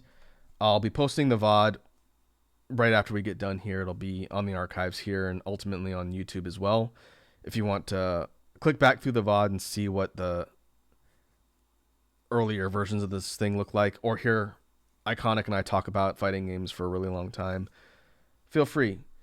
But we will go ahead and raid Ramen, and I will see you folks next week. I think maybe Monday we'll be back. I'll post my schedule tomorrow.